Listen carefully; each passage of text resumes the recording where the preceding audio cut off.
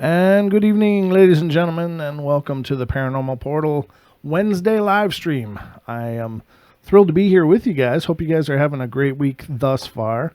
I'm not sure how many of you are out here, but we're going to talk nonetheless. And of course, and it's a Wednesday live stream, and I'm, as always, joined by my good friend and co-host, Mr. Don Longbeard. Hola, nice to see you guys. Sorry I wasn't here on Saturday. Yeah, Don, you missed it on Saturday. There's... I don't know. We'll figure out some kind of punishment system that fits the crime. But glad you're here tonight, though. Everything going good at home? You got the snow under control? Yeah. I hope so. Like I told you, earlier, they came through the other day and dropped like a 4-foot snow boulder in the middle of my driveway, and that kind of made me mad. Those bastards. Jeez, dirty dogs. They're probably down the road about a half mile with a set of binoculars. Yeah, going, just laughing. Oh, look at that idiot you just shoveled. Yeah, let's go again. Rev it up, Duke. We're going to give him another one. Here you come, Don. Just you be ready there, buddy. Yeah, I know. I hate that stuff, too. I really do. But what do you do, ladies and gentlemen? It's the winter up here in the north of Idaho, and I don't know. We don't just get snow. It's like piles of snow up here. It's not as cold as where I'm from, which is Minnesota. I'm from the Midwest, and that's a whole different kind of snowy hell because it's a deep freeze. I mean, you're just in this deep freeze for months. But here it's still chilly and it's cold, but it almost sometimes feels colder because it's that wet, damp cold, So it feels like it goes through your clothes, whereas that really bitter cold in Minnesota, yeah, it sucks if you have exposed skin, but if you bundle up, you're pretty good. But this damp cold that's here, it sucks. It just goes right to your bones. Holy God. Well, I spent some time over in North Dakota, and oh my God, I could not handle it because there's nothing over there. It's just flat land, and the worst part is it snows for like a week, and then it doesn't snow at all for the rest of the summer or the winter. Oh gosh, yeah. But it's just bitter cold all the time. I'd have to go out and warm up my pickup for like half an hour before I could go get in it. Wow. It was horrible. Well, he made it, ladies and gentlemen, so we've got that going for us. My job is much easier now, which is always good. Although on the screen you do see the call-in live or dead message. This is Wednesday night, and unfortunately we don't have access to the TFR Live phone lines. So it's dead. So it's the phones. Well, no, they'll work. As I said before, you'll get a hold of somebody if you call it, but it won't be this show. It'll be Gematria with Zach Hubbard. Zach, yeah. He'll be on now on the TFR Live schedule and on iHeart and TuneIn and TalkStream. But yeah, we're just currently here on YouTube spreading the love because. Well, doggone it, we miss you. We miss you so Those much. weeks get so long without you, and it's just not the same. So we had to come back. We have to come back, and so that's why we launched these Wednesday live streams, just because it's, of course, it's something we're both very passionate about. It's the thing we do. It's the thing we do, and we do it as well as we know how, which has all kinds of a spectrum of translations depending on the day. But we're always doing our best, ladies and gentlemen. But the good news is I think the sound issues were all worked out by Friday or Saturday night, whichever night they really went to hell on me. But by Saturday, at least, I know the sound was sounding good, and I think everything's all worked out now. As far as those kinks, which is great because heading into Saturday's show on the Paranormal Portal, we'll be joined by Dan Pruitt, who's the paranormal investigator. Will be joining us. He's from out of Seattle, a really nice guy. I talked to him on the phone. Just really looking forward to it. He's a very technical investigator, so it'll be really fun to hear what he has to say about different equipments and such, and hear how he runs it all down. And he's actually talking about how he and his teams, he's worked with several teams, but how he and his teams have developed techniques and things that seem to work. So if you're into the ghost hunting scene, then definitely tune in and catch that. And of course, a week from Friday, which will be the 2nd of March, we will be joined by our own and beloved Miss Deborah Varner, who is our psychic extraordinaire here on the Paranormal Portal, and she's been on several times, and she will be doing free readings to callers to the show. There you go. And then, of course, the call-in number will work, so I hope you guys will take advantage of that. She's a wonderful, wonderful lady and really does a hell of a job, and So I hope you guys will take part in that show. It's really cool to see her work, and she's really so accurate. You know, I mean, her track record is really spot on. That is true. You know, I know personally firsthand of several of her readings and being in touch with the listeners and how they've panned out and come together, you know, and so she really does see things. It's not just a bunch of hocus pocus and a bunch of psychological word games. Right. She doesn't do the whole 20 questions. I'm going to get you to say yes enough so that I can dial this in. She just asks for your name, and then it'll be quiet, and she'll go into her zone, and there may be even pauses of quiet, but that's her process, and her getting in touch with the guides and getting the messages to give you. So great show on Friday. And then of course on Saturday, we are going to be honored with the presence of Jim King, otherwise known as the Bear, one of the premier Bigfoot investigators in the country. And this they're just amazing. I've talked to him on the phone. I've been listening to him for years. I really probably learned more in listening to the Bear for 1 hour than I learned in many years of researching this with a lot of other people's ideas and thoughts. I mean, it's just one of those guys that got it so dialed in. He's got the behaviors. He's got the, you know, why are they doing this? What's going on? He's got it right down to the psychology, and I'm just, you know, for whatever it's worth, not that I've met a lot of Bigfoot, but it just makes sense. The guy comes from just a real commonplace with his logic, and I just know he's about dead on. So definitely check out the show. He's one of the original outlaws, the Bigfoot Outlaws, and he's going to be here on the show. So don't miss that. That'll be a hell of a show, and one that I'm really excited about as well. Getting to have the Bear on the portal. There you go. I wonder if you can fit a bear through the portal. I don't know. It fits both of us through there. That's true, and that's about a grizzly right there, isn't it? So, well, you know, hey. I'm not quite ready for the Speedo, ladies and gentlemen. I don't look good in a Speedo, I'm pretty sure. I'm not sure that anybody does, though, so whatever that's worth. But, yeah, so that's what's coming up on the Paranormal Portal, if you haven't heard already. But really exciting times, exciting stuff. The show is growing, and please make sure that you are subscribed to the channel if you're not already. We definitely don't want you to miss any of this. And all of these shows that I've just announced will be on TFR Live, TuneIn, what was that one again? TalkStream. TalkStream, and iHeart, of course, iHeartRadio. And I do too. you heart radio. Ba-dum-bum. Bum, bum, bum. But we will also be broadcasting live on YouTube here. So you have a few options to tune in. So definitely plan ahead and mark your calendars, though, because the portal is just an exciting place to be. But tonight, I wanted to do creature encounters. And again, the phone lines won't work, so don't call in. But if you do have a question or have something that you want addressed, please use the chat, the YouTube chat. And Don will be watching for anything that you guys would like addressed on the show, right in the comments there. So type it out, let us know, and we will definitely address what you've got on your mind. It's a little bit harder on these Wednesday streams because we don't have the phones. And, of course, thank you again to all the callers from the last Saturday's show. That was just phenomenal. You guys were awesome, and it was really fun. I mean, I had all this information pulled up for that show, and I didn't get a chance to touch it because there was call-ins. And now let me just say, for the record, no matter what you have to call in about, as long as it's paranormal, I'm going to want to hear it. Don't worry if it doesn't quite fit into the subject of the night. No, that doesn't matter. I picked the subjects of the night just to have a theme of things to discuss. But if you guys are participating, I want to hear about whatever it is that you're experiencing. It doesn't matter to me whether we stay on a different specific subject line or we go to something completely different. So whatever the case may be, please just, call in, share your information, share your stories. That to me is just, I'm in my happy place at that point. So, and it, quite honestly, makes my job a hell of a lot easier. It makes my job a hell of a lot easier because, a lot of these things that I pull up for the show, I have no idea of whether to believe in them or not. But I find them interesting, and a lot of times I think we found some phenomenal stories and testimonials. But when you guys call in, I believe you. I mean, you don't have any burden of proof with me.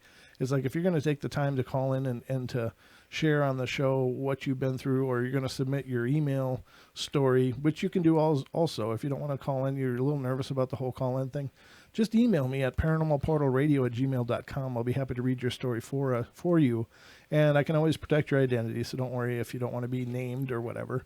But just happy to assist. And Lady Death submitted a bunch of stories last week, and a couple other people did as well, and it was just amazing. Just great stories. So, but those are some options to contribute to the portal. But otherwise, just spread the word.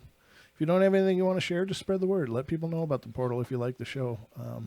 We're definitely putting a lot of effort into making this grow, and currently it's really expanding and becoming something really fun. I mean, it's been fun from day one, but it's just fun to see how it's growing and becoming a part of people's week to week lives. That's just, to me, is the most humbling thing ever.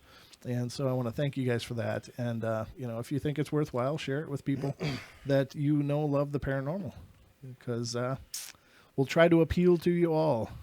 There you go. As much as we can.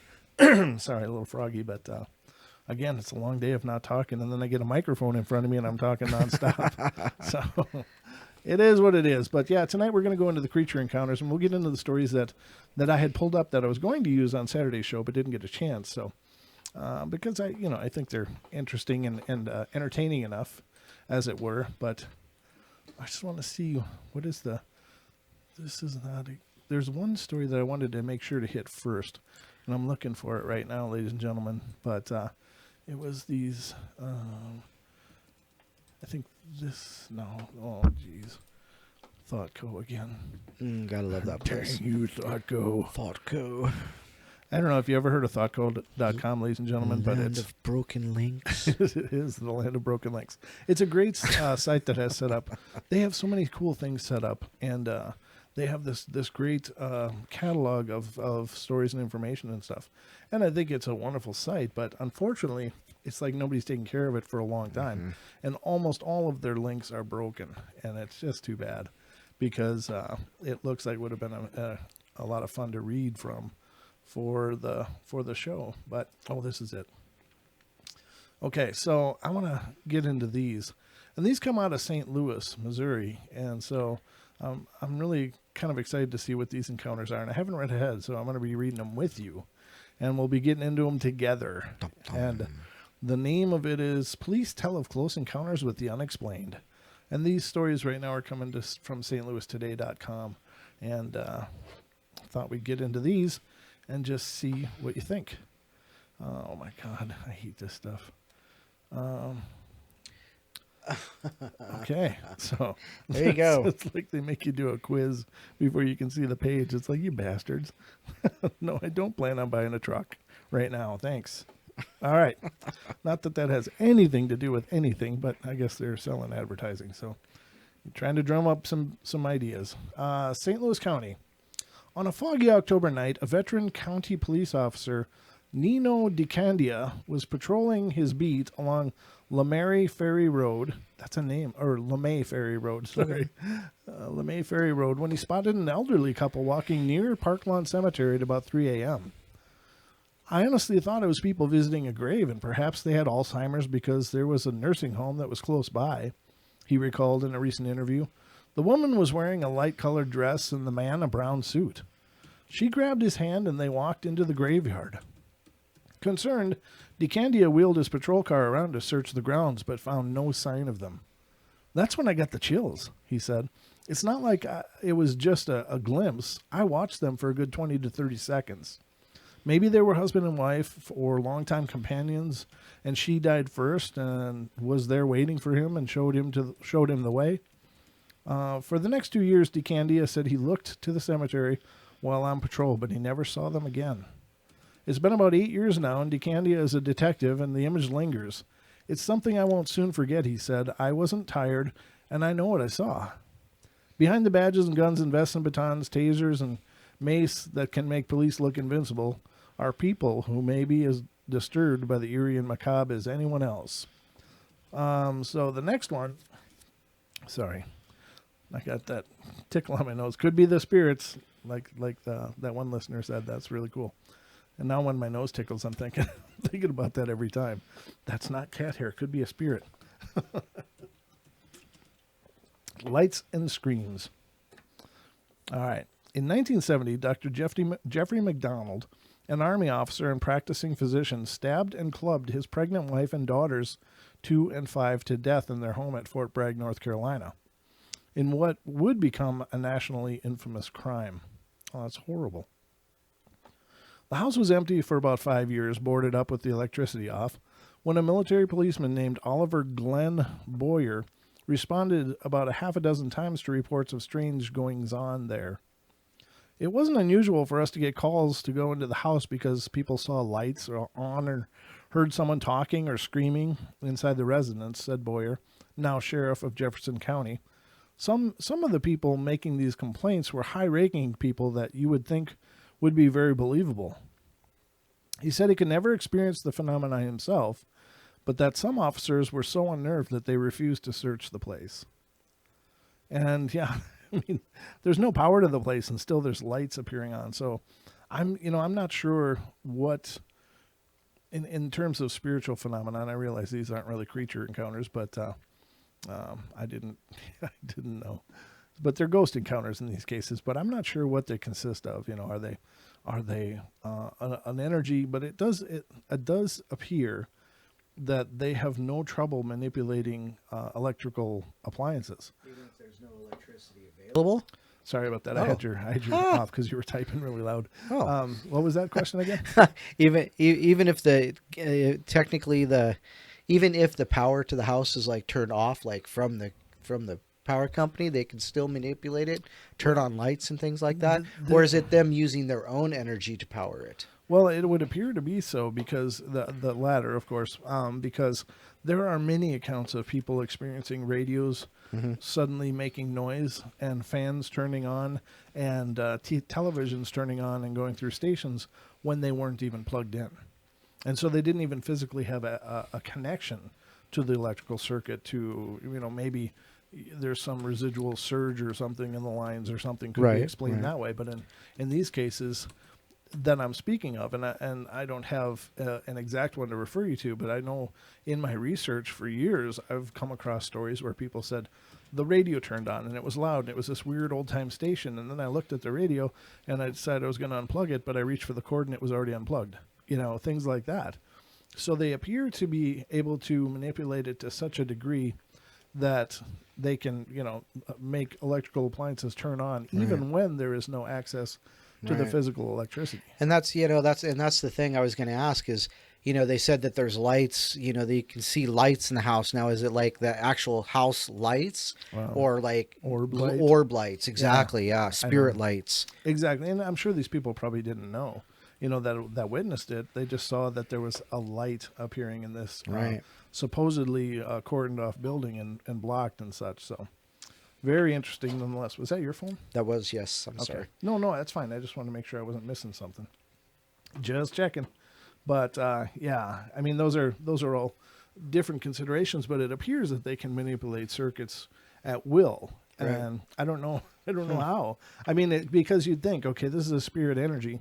Does it have a finite amount of energy? Right. Or can it mimic its own energy to mimic a circuit and therefore turn things on and make them change, but it never actually loses energy? I don't know. It's all the whole, it gets into a whole bunch of weird physics at that point that I'm nowhere near prepared to try to explain. One of our listeners, T-Fetch, says lights, even without light bulbs in the sockets, can show up too. Very interesting. So, yeah. And I'm sure that that's true. Yeah. I mean, like I've shared a few times on the show when I've witnessed actual orbs, and I'm talking about balls of light that are free floating by themselves through my home. Not only one home, but in a couple of homes I've experienced this. Right. And they were self-illuminated. I mean, there wasn't a light bulb or anything. There wasn't even a light on for one of them. I had just woken up and it was daylight was coming through early morning, but this little light glided about 8 inches off the floor around the corner and disappeared behind me. And it was just like, oh, wow. I mean, what do? I didn't have a bad feeling. Certainly didn't spook me out or anything, but it was just like one of those, wow, I just saw it a second time. Okay. And the other time, of course, there was lights on in the room. It was at night, and I was sitting on the floor in front of a couch watching television, and it was maybe a 19-inch television that I owned at the time. This is going quite a ways back there, but I was sitting there, and at the time I smoked cigarettes, and I was sitting there smoking a cigarette, and suddenly, I don't know where it came from, it just suddenly came, and there was this little ball, and it was about this size. If you're looking at the camera, you can see, and it just glided this far from my face, and I'm watching it, and I'm like, what the hell is that? And I don't even know if I knew what a spirit orb was at this time. This was way back in my life. And it just drifted, and then I was like, should I touch it? I remember thinking, God, you're not going to just grab that thing. What the hell is it? But then I thought, no, I don't know what this is. I'm not stupid. So I was like, no. So I just let it glide out of sight, and then it disappeared, of course. And we had experienced a lot of haunting in that house, a lot of activity. And that's where the several other incidences happened with haunting like activity. Some of it was creepy. I never got scared in the house. I don't know what's wrong with me, ladies and gentlemen. I just think, but I usually don't. I mean, I've experienced many paranormal activity in my life of different types, and many really weird, creepy things. But I don't get flustered. And thank God I don't, and that's why I'm so interested in it, because if it terrified me, of course, I never would have messed with it. I'd been like, nope. There's a big bang nope sitting right here. Yeah, exactly. Nope for that one. I'd noped out of there, but I mean, so that's 2 times it happened, but they were free-floating lights on their own with what would appear to be sentience, like they were, like it was gliding past me, checking me out as I was watching it glide past me, so it wasn't just like I was watching it. I'm pretty sure it was checking me out too. Now, the one that I saw in this house, which was, a few months ago, that was, I think it was one of those cases where, oh, shoot, he's up. And, I'm getting out of the kitchen, Right. And that's what I saw. It was just like suddenly came around the corner from the cabinets. It's like that mouse that gets caught in your Yeah, I mean, literally, right? Right. It was just like it was like kind of a mouse activity. It was just like, oh, shoot, he's coming. I'm out of here. And it drifted away. And I lost it. It kind of disappeared behind me, but very, very unusual, but still not frightening. So I don't know what it is with their abilities that they can manipulate electricity so well, but they clearly seem to be made of some form of energy themselves, which which I think we all pretty much believe, or most people believe, if you believe that you have a soul, that it is its own unknown type of energy, this, interconnected with the energy of the universe, and, we to it and it to us. And maybe that's why it can just go on and on and on. I don't know, but very, very wild stuff. So the next one is checking their welfare. In November 2006, County Officer Sean Haefeli, Haefeli, was sent to the 200 block of Runyon Avenue to check on a family that had not been heard from for several days. He was shot twice by Tony Lynn, a resident who was killed by a police sniper after a 5-hour standoff. That's not good. 3 days after that, relatives found the bodies of Lynn's grandmother and 2 of her children, initially overlooked by police, in a basement closet. Goodness. When Haefeli returned to work months later, fellow officers told him of 9/11 hang-ups calls received from the home, even though its phone was disconnected. He felt compelled to look for himself. It looked like a house from Nightmare on Elm Street, Haefeli explained. Windows were boarded up, electricity was shut off, 4 symbolic crosses were painted on the lawn. On a later night, flashlight in hand, he worked his way inside, and things got weird.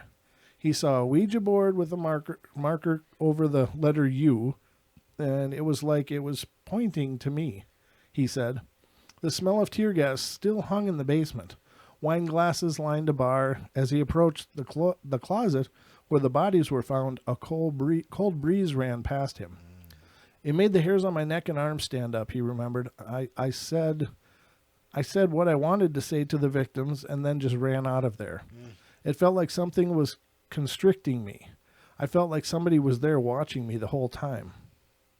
Haefeli, now a police officer in Jacksonville, Illinois, said he was told the 9/11 hang-ups ceased after his visit. Huh. Wow.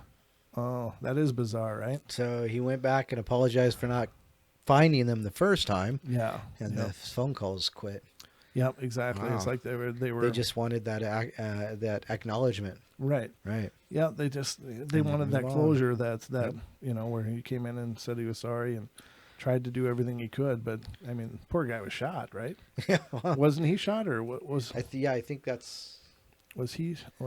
Yeah, he returned to work months later. Right. So he was shot by Tony Lynn, and the resident was killed. That resident was killed by a police sniper. So, very sad story, but you know, yeah, it's just crazy. So, the Ouija board was there too, and that's bizarre. Yeah, and its planchette was pointing at him. And on the letter U. U. U. This is cryptic. Yeah. Well, one of the shows that we read on the one of the stories we read on the shows in the past, when I think we were doing police officers and stuff having encounters. There was this one cop. I think it was in Detroit, and he had left this resident dealing with a domestic, and he said that he walked out of the house, and he noticed the house next door was like a burned out shell of a house, and he just had a really creepy feeling, and he could hear children giggling, and he said, "Oh shoot!" and he said he had to make his way inside. He made his way inside, clearing room to room, trying to figure out what was going on. Where were these kids? What was going on? He made his way up the stairs, and there. On the floor was a pile of debris, but on the top was a children's coloring book picture of a policeman that was all colored in. Huh. And he said that just weirded him the hell out. Oh, that's right. Yeah, and he got the hell out of there as quick as he could. I remember it now. But it was like it was, you know, acknowledging him as the police officer being there. Very wild. So, and, you know, I think about that all the time. It's like, okay, so you've passed on. Is it, why are you still there? Right. Why still be there? Why, you know, and of all places, a burned out house. I mean, it's bad enough if you're stuck someplace where people live and you got to deal with that. But what if nothing's going on? And all you do is just stand there and look at a burned out house. You know what I mean? Yeah. Right? And so, what are you supposed to do? Yeah. Well, the idea is that, okay, in life, the idea is that the spirits of people remain the same after they're passed on, right? Right. So if somebody's a smartass in life, he's going to, you know, when he passes away, he'll be a smartass as a ghost. If somebody's a dick in life, then he's going to be a dick as a ghost. And so the transition of death does nothing to change the personality type. Right. My question is, and this is something that I've heard referenced as well, so it's not uniquely mine, but I have to wonder if this wouldn't also possibly be true, that madness could be induced post-death. So can spirits that are in a state like that, stuck in a burned out building with nothing going on, I mean, they're in solitude. Right. Could they go mad? Could they go psycho? You know, and just get all twisted and bent up and, you know, screwed up. You know, that's a good question, because, you know, there's been plenty of, well, I guess stories or, you know, events or happenings that, you know, people have said, you know, he was such a nice person in life, but, you know, but he's you know, he's a crotchety old bastard as a ghost, you know, and that's probably going to be me. I'm going to be the crotchety old bastard as a ghost, you know. I mean, but yeah, that's a decent question. You know, does that drive the spirit insane? Right. You know, or is that too empathic for a creature of non-physical being? Well, you know? it's just that. Well, a poltergeist. You know, they're kind of malicious little bastards. You know, were they originally just good-natured people that just went insane and started evolved or devolved into a poltergeist? Right. Or, you know, could they become dark just by being, you know, because if you took a person and put them in an isolated space for a year, nobody to talk to, you know, they're going to get bent. They're going to get twisty. I mean, everybody's seen, what is that Tom Hanks movie where his best friend is a freaking ball? Right? Oh, right. Castaway. Yeah. I mean, he made friends with a ball because he was trying to cope with it. So, you know, I mean, it's like, okay, all right. So would the same thing happen to a spirit? Right. If it's stuck in some place, you know, and even if there were people around, by constantly being ignored and, is that the point where, things just start slipping and all of a sudden, Let's go buggy. right. Yeah. You're starting to shatter wine glasses for fun, right.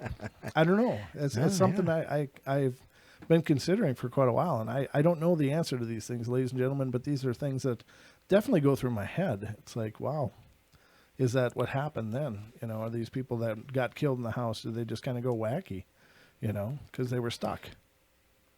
I don't know. Things to think on anyway. How's the chat room doing, Don? Everything's looking good. We got like stuck in Don's basement, the figures. Yeah, that's Pixie. Like stuck in Don's basement. No.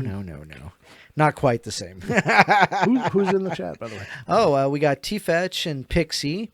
Let's see here. Ian's Magic Oak is here. Outstanding. Yes, okay. Absolutely. You, me, and let's see here. Lucky's here. Yeah, Truth Frequency News. Lucky's here. Lewis is here. Okay. Let's see. Who else was there? Taz is here. Outstanding. Hey, Taz. I missed Taz. Yeah, okay. My apologies. Tanner's here. Yep, Tanner. Yep, T-Fetch. Yeah, okay, so there you go. That's who I'm seeing. If you're in there and you didn't get a shout-out, let us know you're there, just like Taz did. Yep, there she is, Taz. Yep. Right on. And I'm glad to have Lucky back on the airwaves. Yeah. She just been relocating and got that all sorted and was back on doing the TFR Quantum Connections today. So welcome back, Lucky. We missed you. Yeah, that was playing when I came up to the studio tonight. Yep, I had it on the pipes as he was coming in. So great deal. And thank you guys for all being here. And any of you that aren't here or are here but are not chatting, thanks for being here as well. So thrilled you're here. Thrilled you're a part of it. And we'll continue on here. The sound of footsteps. After 10 years, about 10 years ago, rather, a couple repeatedly called police, maybe 10 times, to report hearing someone walking in their home near Imperial Jefferson County Sheriff's... What? Imperial. Okay, period. Jefferson County Sheriff's Corporal Rich Rice had been there twice without finding anything and figured the third call would turn out the same. A glass sliding back door was ajar and a motion sensor had turned on a light. Broken knickknacks were strewn about the living room floor, but Rice couldn't find any footprints in the snow. Then, as he interviewed the couple, floorboards began to creak as if someone was walking across them. I've been a cop for 27 years, and even talking about it now gives me the chills, he said recently. I'm not a believer in ghosts, but this was enough that it gave me the heebie-jeebies. The heebie-jeebies. He added, I'm a Missourian, and you got to show me. Yeah, the show me state. Unless I see a goblin walking across the floor, I think things are explainable, and this was not explainable. It was like something out of The Exorcist. Wow. Rice said that, to the best of his knowledge, new owners reported no such experiences after the couple left. Whether it went with them, I have no idea, he said. But there again, it's another person experiencing something he knows he can't explain, but then, his line is, I don't believe in ghosts. Well, what the hell do you believe in then? It's like, then explain it. If you don't believe in ghosts, then what the hell was it? Right. I don't know, ladies and gentlemen. Mausoleum calling. In the mid-1980s, a county patrolman, Tim Fitch, was in the Afton area when a dispatcher put out a call for a 911 hang-up call from inside a mausoleum in the New Mount Sinai Cemetery about 3 a.m. A fellow officer asked Fitch to meet with him. Yeah, I'm sure nobody wanted to solo that one. I've seen that movie. Nope, I'm not going alone. Did you hear that call? She asked him. I did, he said. I'm not going in that cemetery, she said. It wasn't Fitch's beat, but he agreed to check it out. He figured there must have been an office inside the building. The place was completely locked up, he said. We had the dispatcher try to call back, but there was no answer. Fitch, now the county's police chief, still wonders. It's a mystery to this day, he said. So I don't know. Do they put offices in mausoleums? Is that somewhere someone work there? That's weird, right? I don't know. I mean, could you imagine your office being in a mausoleum? No. Right? That'd be like just asking for paranormal everything. Please attach to me. Yes, please. I'll drag you all the way home. Yeah. All you gotta do is just follow me. Yeah, right. That's going to be Like one of those situations. But yeah, I don't know. How do you explain that one, right? I mean, clearly there must be a phone in there for some reason, but well, then ET calling. Oh, we got spirits calling us now. Yeah, right. Yeah. Sounds like a great idea. Next one, is anybody home, or is anyone home? About 3 years ago, St. Louis officer Joe Calabro responded to a Soulard home, Soulard home, for a call about an open door and burglar alarm sounding. The old Victorian dwelling was dark, its owner out of town. Calabro and another officer walked past the kitchen to a nearby room that had only one way in or out, and they were startled when its door slammed behind them. Was it wind? Some kind of pressure change? They continued on a search that found nothing amiss except the open door. But when they returned past the kitchen, the faucets were running. They were the kind of faucet handles that you have to pull up, he recalled. It not only gave us the chills, but we had to figure out, is this coincidence or what was the case? They never found an explanation, except perhaps one. It was the week of Halloween. Yeah, that'll always, open rifts and.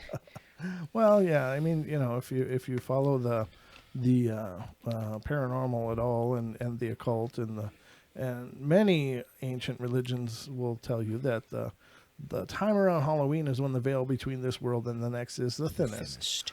And so it's easier for the dead to walk among us in their spirit form, of course, not zombies that I've heard of yet, but you know what I'm saying. Well, there's certain places in the world that say zombies actually, they exist. So yeah, they do say that. Yeah.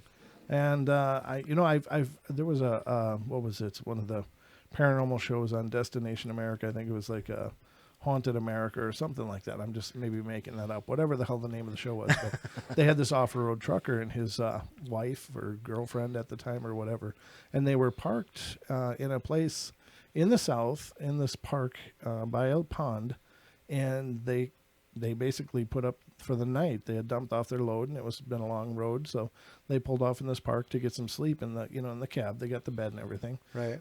So they're sitting there, and suddenly they start to, I think it was basically seeing motion just outside of the cab down on the ground below them. Mm-hmm. And so they kind of were like, what the hell's going on? And so they get out of the cab and they start looking around thinking someone might be lurking or whatever, and not wanting to be caught unaware.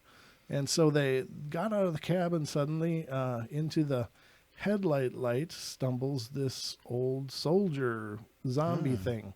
Wow. And suddenly they're basically surrounded by these old soldier zombie things that are, moaning and grabbing for them and all this stuff. I mean, it was like Thriller, right? The video for Thriller. But it was all these Civil War era looking people. And apparently this place where they parked was the site of one of the most bloody battles of the Civil War. Oh. And so they were working on getting back in the truck, and they got in the truck eventually and drove off, and they got to a truck stop, and they stopped, both of them just in shock, and they get out. Allegedly, they get out that they would have liked to have dismissed the whole episode as just being sleep deprived. Right. Yeah, thank you. Or whatever, but there were all these bloody handprints all over the outside of the truck. Oh, wow. Yeah, so what if they had gotten caught? What the hell would that have been? Oh, wow. So this shows like an interaction with the physical, but also leaving traces, as it were, but really creepy. Really creepy. So there you have it, ladies and gentlemen. That was that story, and I just wanted to bring that to you guys. I think I've had that one open for a while. It was obviously more spiritually related than creature encounters, and I do apologize for that, but it's paranormal, so it fits. There you go. Here on the portal. And we are going to get into some creature encounter stories. In fact, I'm going to read you some wartime encounters with bizarre creatures next. So let's get into that. Looks like this is a lot of narrative.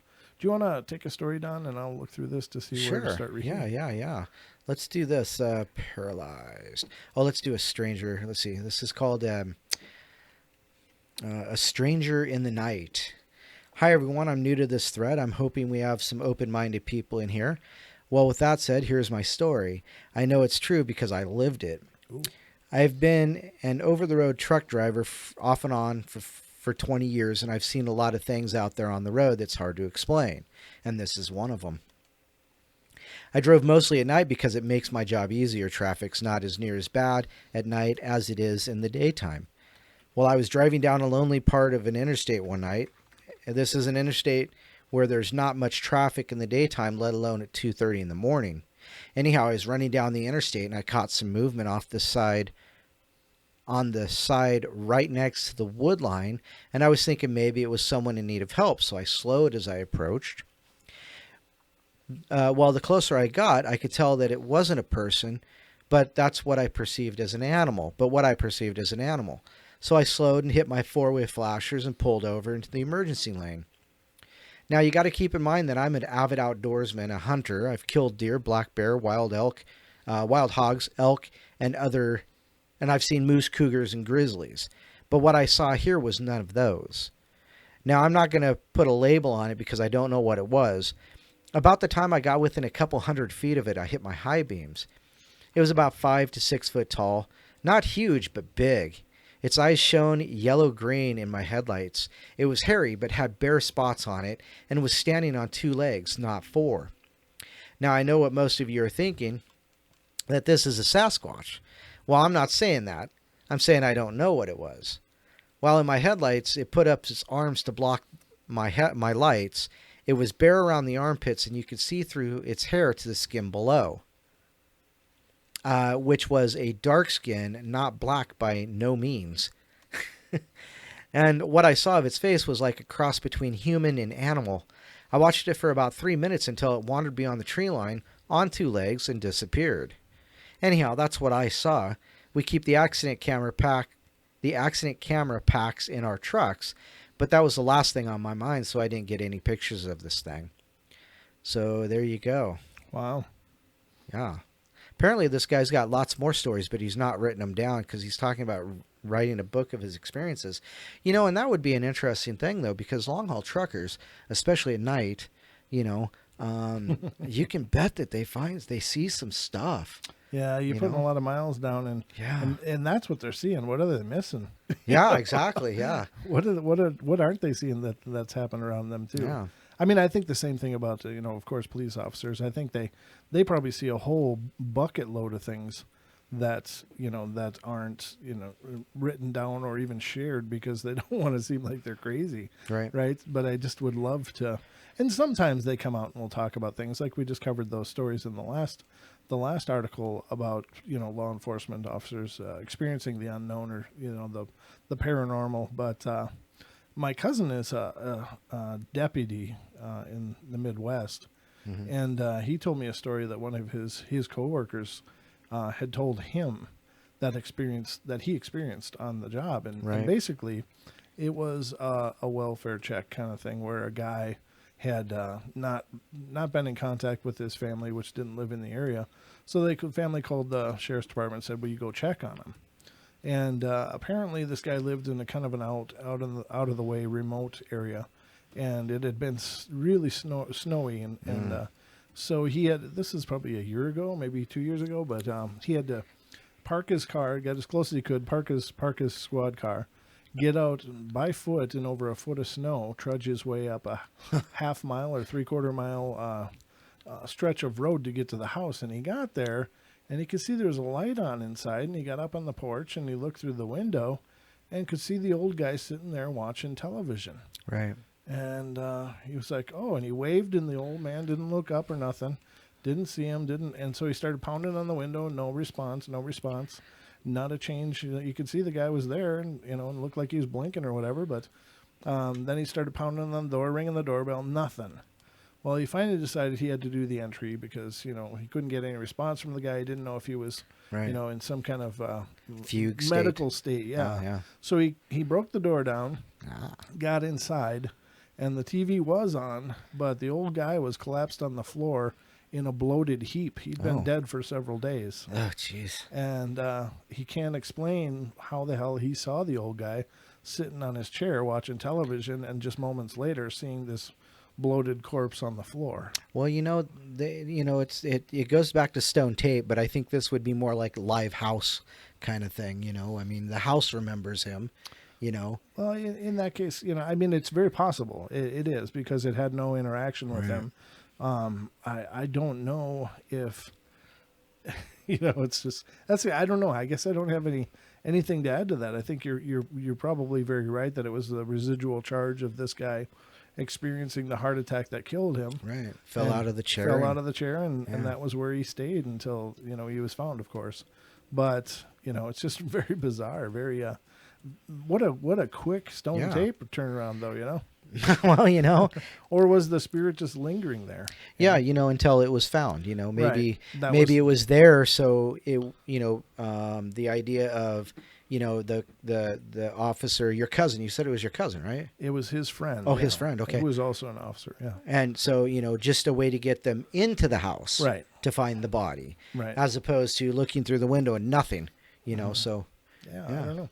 Very strange though, but again, this was shared from a police officer to a police officer. Right. It wasn't broadcast out there, so I'm just saying how many more stories like this are out there Right. that these guys come in contact with. Right. The good thing is that my cousin will always tell me. Tell him to keep coming with them because we coming. keep telling him.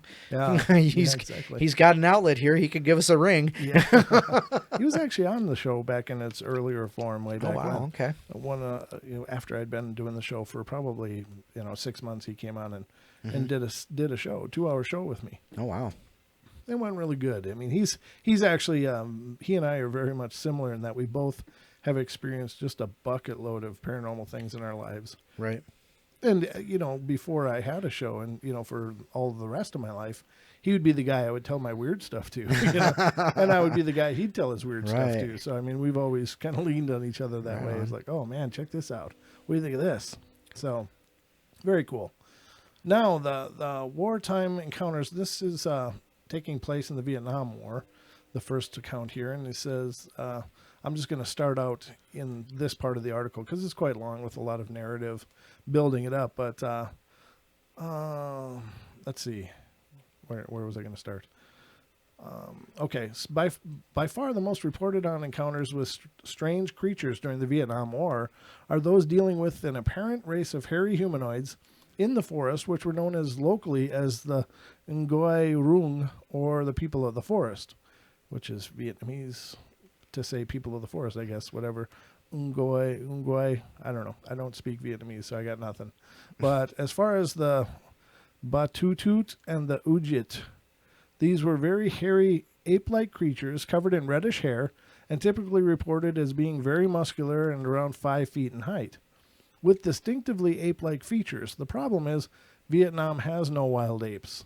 These creatures were widely reported by both American forces and in the Vietnamese jungles, who called them rock apes, due to their purported habit of throwing rocks, as well as by the Viet Cong. These reports of encountering these creatures during the Vietnam War and even confronting them are many, and this is a topic that has been covered in a lot of depth before. Yet rock apes are certainly not the only strange creatures to haunt troops during the Vietnam War, and such encounters run the range from the odd to the downright otherworldly. Many accounts are, similarly to the case of the rock apes, of a decidedly cryptozoological nature. One such account was reported in the book Very Crazy GI Strange But True Stories of the Vietnam War from 2001, in which combat veteran and author Craig P.J. Jorgensen details a wide range of strange encounters and phenomena during the war.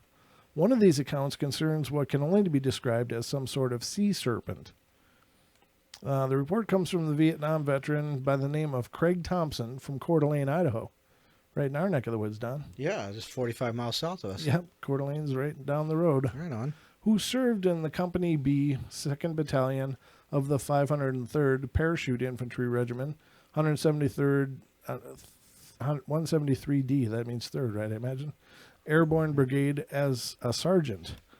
Thompson reported that one day he and his platoon had been bathing in the Bong Son River when startled soldiers pointing out that there was an enormous serpentine creature swimming through the water in an undulating manner in their direction. That would be horrible.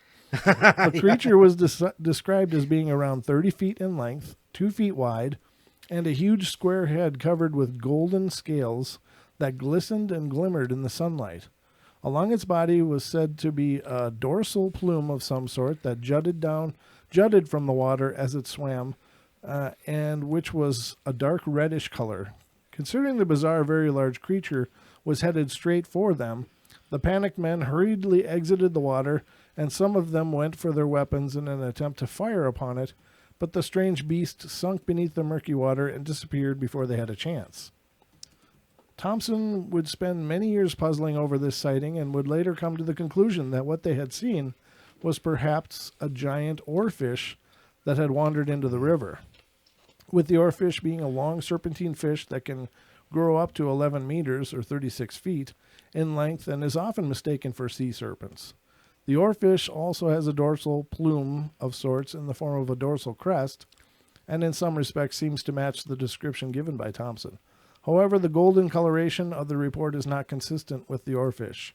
And additionally, oarfish are deep sea fish, which are not known to venture into fresh water and are only very rarely seen near the surface at all.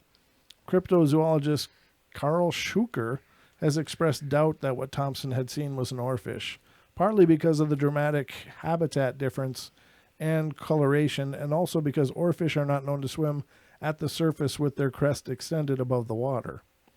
Schuker has suggested that the creature could have been a species of moray eel, which apparently do occasionally venture up rivers, and of which some species have a coloration that might be described as golden, but also points out that these eels are much smaller than what was described and do not have any sort of high dorsal crest. The mystery of what Thompson and his platoon saw remains. There are also reports during the Vietnam War of spiders far larger than any known in the region. One such report comes from a comment on the website Cryptomundo in 2013 in response to a post by cryptozoologist Lauren Coleman entitled "Camel Spiders and Other Alleged Giant Spiders." The commenter, who goes by the name of Mr. Maxima, claimed that his father-in-law had been in a 5-man scout unit during the war, and while out in the jungle had seen enormous spiders described as having the bodies the size of dinner plates with 20 to 30-inch leg spans. These mysterious spiders were reported as always being found near water sources, such as creeks or rivers, and that they were extraordinarily tough. On several occasions, it was claimed that startled men had opened fire on the massive spiders with their M16s, but that even when riddled with bullets, they'd still be moving around and scampered about. Of course, this is a totally unverified report, but it certainly makes one think. And South America allegedly has large spiders as well. That's a great picture. That is a great picture. That's creepy. Yeah. It's very creepy. Not sure what's in that web, but I don't want to know. I bet you it's Bilbo. Yeah, that's right. It could be a fan art from The Hobbit. Yeah. It's horrible though. Yeah. God, could you imagine? Ugh. No, I couldn't. Sorry. Okay, so next is coming snakes. Speaking of snakes, adding to giant spiders are the equally creepy giant snakes. One photographer riding a helicopter in the Vietnam War claimed that while flying over a patch of jungle, he noticed something unusual down below. At first, it seemed to be an extremely large greenish tube-like thing laying across a winding dirt road out in the middle of nowhere. The photographer then told the pilot to get lower so that he could get a good look at it to ascertain what it was, and that is when he could see whatever it was moving in an undulating fashion. Yeah, Ken, I guess go ahead. Sure. You can try to call in. So they apparently saw this giant snake. The entire length of the giant serpent was estimated at being over 100 feet long. And this photo is out there, ladies and gentlemen, and the person that took the picture is actually a decorated war hero and our veteran of war. I remember catching this on a cryptids type show. So apparently we're waiting on a call in from Ken. I'm not sure how this is going to work, but we can try it. All right, let me message Ken here quick. You can try it. Sure, you can try. No guarantees. I'm not sure how this is going to work. Oh, there's Ken. There's Ken. That's Ken. Wow. Hey, Ken, you there? Holy Lord. Wow. Jesus. Want to turn down your... Yeah, turn down your speakers. I can hardly hear you though, brother. Can you get close to the microphone? Turn them on again and turn them down. I can hardly hear you though, brother. Can you get close to the microphone? Hello? That's better, Ken. But turn down your speakers or something. You got a loop going on. All right. How's that, Brent? And that's much better, brother. How you doing? Yeah, not bad. Had a few adventures lately. Yeah, I was going to go shopping today, and I had a funny feeling there's a snake around. I don't know, I just had a vibe, and I rang my mate who was going to pick me up for shopping and said, no, I don't want to go, it's too hot. I went, I'm hearing another sound. Must be a delay. Anyway, today I went to the outdoor dunny, toilet out back, sitting there, and the snake decided to come in, big brown 5-foot bugger. Jeez. Wow. And I'm looking down at the ground next to it. The snake's looking right up at me, and I go, "Oh no, mate, you can't come in here. Go away, please." And it did. I shoot it away with my hand. I didn't have any stick or anything. Wow. So I was like about 3 foot from his face. Is it a poisonous snake? Same snake. It's the exact same snake I met like a month back in my landlady's house. Right. I remember that story.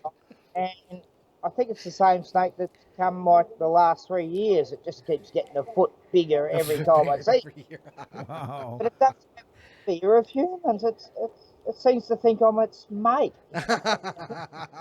Let's go get a pint. I love you out in the bush, but just not here. And I was just talking to Jimmy Dan on yesterday about snakes.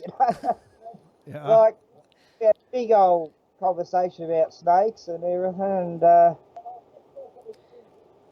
I just had a vibe today that there was going to be a snake today, and sure enough. Wow. But he's a beautiful looking thing, I had a big 4x2, Right. piece of redwood I could have killed it with, but he went through a hole in the fence, and I love animals. I mean, they love their life too, I guess. But Right. No, I get you. That's good that you're a gentle spirit like that. But is this a poisonous snake, Ken, or is this a not poisonous snake? You got about 12 minutes to get to the hospital. 12 minutes. So I'd have to really speed to get there. I just got my car going again. But any smaller animal like a wallaby, they've probably got about 3 minutes. They're dead. Yeah. I had a horse, Wonga. She's a beautiful white, mountain horse, big giant dinosaur. She got bitten by a brown snake about 5 years ago and died in my arms. Oh, goodness. So they can even kill a horse. you know? Wow. Yeah, bit her on the face, and vet come out, said it was colic. I said, no, it's a snake bite, and vet didn't have the antivenom, and she died in my arms. And yeah, so pretty venomous, I guess. God, I guess so. Wow. You always have the greatest stories there, Ken. We gotta love you. Yeah, thanks. I'm hearing another sound in the background. I don't know. I'm not sure what that is, but anyway, I can still hear you guys. Yeah, cool. That's good. I just to let you know, I did get your email, but I'll be probably going through that on Friday's show. So make sure. Oh, no worries. But yeah, I just thought whenever, when you're on that topic, Yeah, absolutely. Well, I'm always on your topic, Ken. Whatever topic you're on, that's my topic too. There you go. Absolutely. So when you read it, hopefully I'll be alive. I haven't been bitten by the snake. Wrestle it, You got to tell me how those taste on the Barbie. You got to tell me. You got to let me know. Oh, they're a little bit like fish. Okay. Yeah, I have eaten snake. Yeah, Well, there you go. That's I've eaten witchetty grubs too, fried on the barbie. But I'm not Aboriginal, but you know, most bush of the meat. Aboriginal mates go, "Well, wish I could rough it like you do." You know.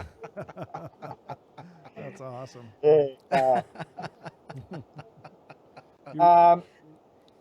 Yeah. I mean, I've been living in the bush for 12 years now. I've seen the environment change from chemtrails, from Right. I've got this satellite dome thing 2 miles away, and then that didn't affect me. As soon as I put the cell tower up, yep, all the animals here go crazy. Snakes come onto your property, think of their friends, and you know, scramble their brains. Now, Ken, is your koala still hanging around, or has he moved on now? Who's that? Your koala. Oh yeah, he turned. I hadn't seen him for 2 months, Brent, and Cookie, I call it. Cookie the koala. Cookie. Yeah. Yeah, the other night, about 4 nights ago, I thought there was some party going on in the bush. I heard all this. It sounded like people laughing and screaming and kids and that. I go, what's going on? Some Illuminati, grove thing going on. And it happened to be my koala with his baby koala, Oh, wow. new baby koala, and his girlfriend. Aww. And they sound totally different to the males, the girls. They actually sound like a woman screaming out. It was crazy. I was going, there's some crazy Illuminati cult coming for me. Anyway, it turned out to be Cookie Koala and his new girlfriend. He had one a few years back, brought his baby around, but that must be about 3 years old now. Aww, 2 years. that's outstanding. So he's got another baby. So I was so happy when I realised it was my koala. There not you go. Satanist. Not Satanist. Crazy. They weren't coming for you, I promise. Not Nah, this time. I wasn't being targeted that. I'm only being targeted by the chemtrails and the cell tower and Right. the radiation. Yeah. Good. Excellent. That's great. I'm glad to hear he's still sticking around and came to introduce you to the kids. That's awesome. Yeah. I'll try and stay alive as long as I can. I've got wild dogs in the area too that are dragging wallabies away from the billabong. Right. Oh. Yep. Wow. Even the giant prints are like 4 times the size of ivies. Wow. Not kangaroo prints, but I found a dead wallaby in the damn billabong the other day, and I dragged it out and went back up to get something to bury it with, and went back down, and it had been dragged about 20 foot away, back into the dam, across the other side of the dam. Wow. Then I thought, I couldn't get to it actually, and next day it was dragged right away. So there's some creature down there. It could be a bunyip, could be a yowie, I don't know. Huh, yeah. Wow. I've never seen these sort of prints before, but yeah. So they were canine kind of prints? They were canid prints? They look like dog prints, Okay. It's very sandy down there. It's like this white sand because we haven't had rain for 5 years, Oh, jeez. Oh, okay. Well, we do, but, very little. Sure. No one talks about droughts here. I see plenty of thunderstorms. They all go out to the ocean. Wow. Okay. They got to aim They got to aim their harp better down there. Yeah, definitely. Oh, look. Yeah, they don't have harp. They've got these dome things here. These big. They look like giant golf balls cut in half. On stands. Wow. Okay. Full of radiation. I had a mate who worked for Telstra. Telecom. He went in there to do some work in a building below the dome. He said when he come out, green giant spots in front of his eyes. Wow. That's not And good. I drive past there and see people in there all the time. Go, you idiots! You're getting killed. You're gonna get cancer. Oh my God. That's terrible. crazy area. I'm near the RAF base. I'm near a gas base, you know, the gas plant, main gas supply to Melbourne. Mm-hmm. And I'm hearing strange sounds at night quite often. It sounds like some machine digging underground. Oh, really? But Wow. I dare not talk about any of this anyway. I won't say because you know they might target me with energy weapons. So Yeah, that's for sure. anyway, I'm just glad the energy weapons have fried this snake's brain today. That it didn't feel like biting me in the face. That was nice. Yeah, that's good. I'm glad it all worked out okay. I can't imagine that'd have to be pretty terrifying. But Actually, because my dog wasn't around, I wasn't one bit scared. I was going, oh, at least your dog's not here. So, yeah, mate, I'll talk to you. that's And I've amazing. just been reading, yesterday I was researching Genesis, you know, Uh-huh. first chapter in the Bible. I got up to chapter 15, I think. And I was reading all about the serpent, you know, the serpentine, you know. He must have been walking around on two legs, and I was thinking all about the serpent yesterday, you know, because of Adam and Eve's story, and Mm-hmm. I was doing a lot of research into it because of the moon gives its own light and the sun gives its own light, you know, the flat earth thing. Oh, But, okay. yeah, it's pretty amazing. That I haven't is. read the Bible for about 15 years now, so I'm going back to it.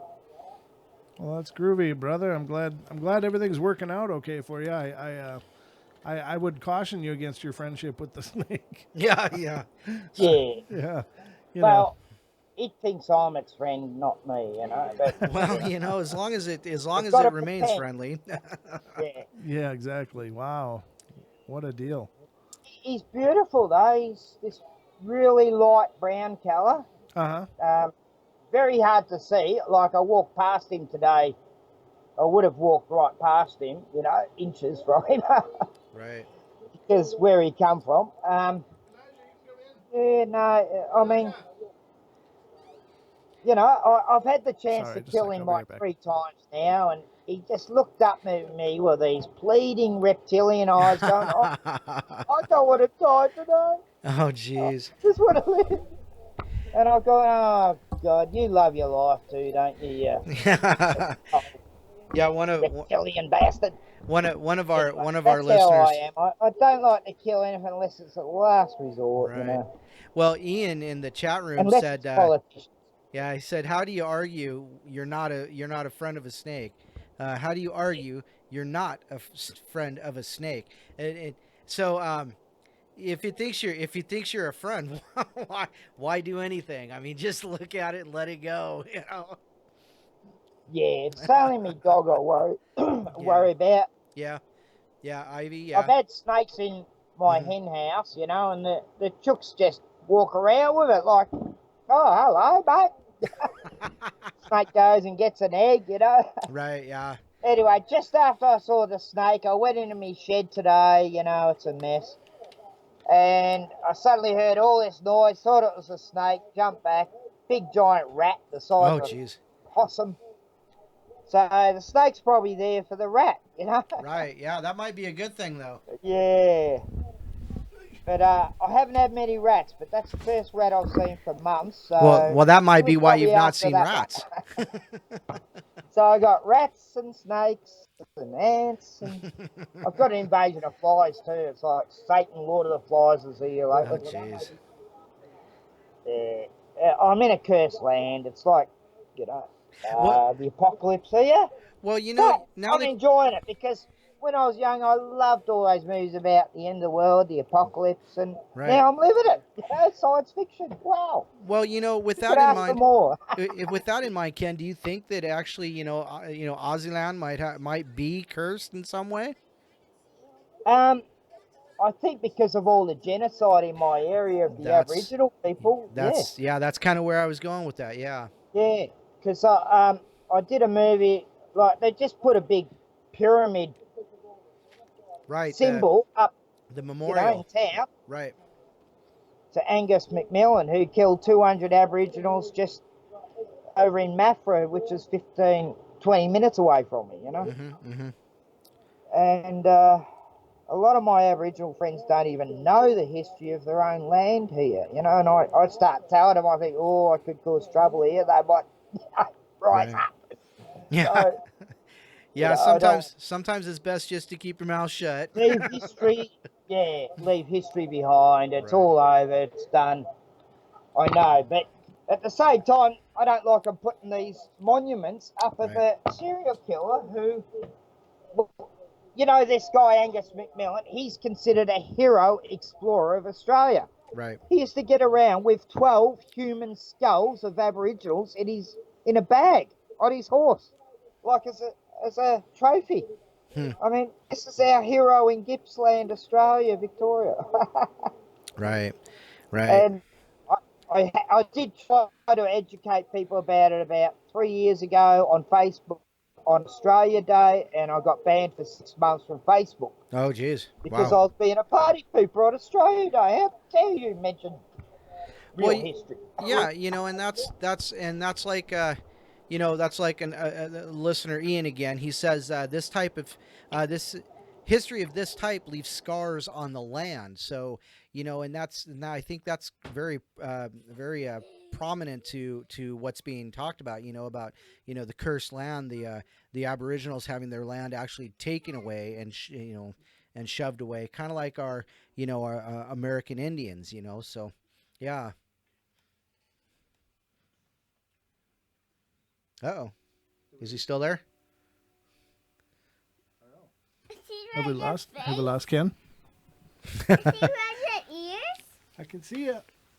Yep. I don't know. I think we lost Ken. I guess we lost Ken. He was talking about staying on as long as he could. Yeah, that did. Yep, there it is. Call ended. Call ended. So Sorry there, bud. thanks for calling in, Ken. We really appreciate hearing from you. And ladies and gentlemen, this is my little minion. This is Elijah. He just had a late nap, so he decided he needed to come up and say hi. So here he is. Say hi. Hi. Good job. Good job. All right. I think we're going to take a break. I'm going to run him back downstairs, Yeah, sure. and we'll be back in just a couple minutes. Yeah, ladies and don't gentlemen. go anywhere. Don't go anywhere. Just a short break. Just a quick break, and we'll be right back here on the portal.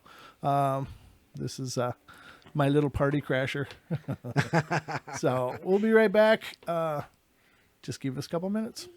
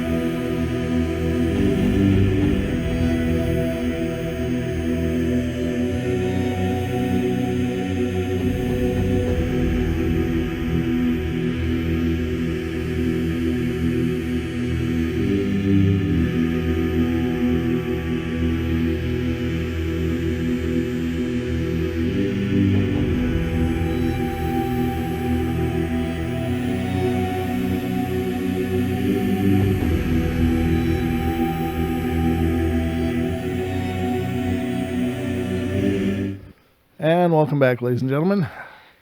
We are back. Thank God. Everything went good.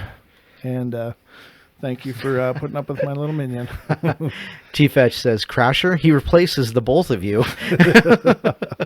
Yeah, he does. He's probably going to be running my world. There you go. He already is in many cases, but this is my little segment of life that he's now going to be a part of every once in a while. So that's fine. I love him to death.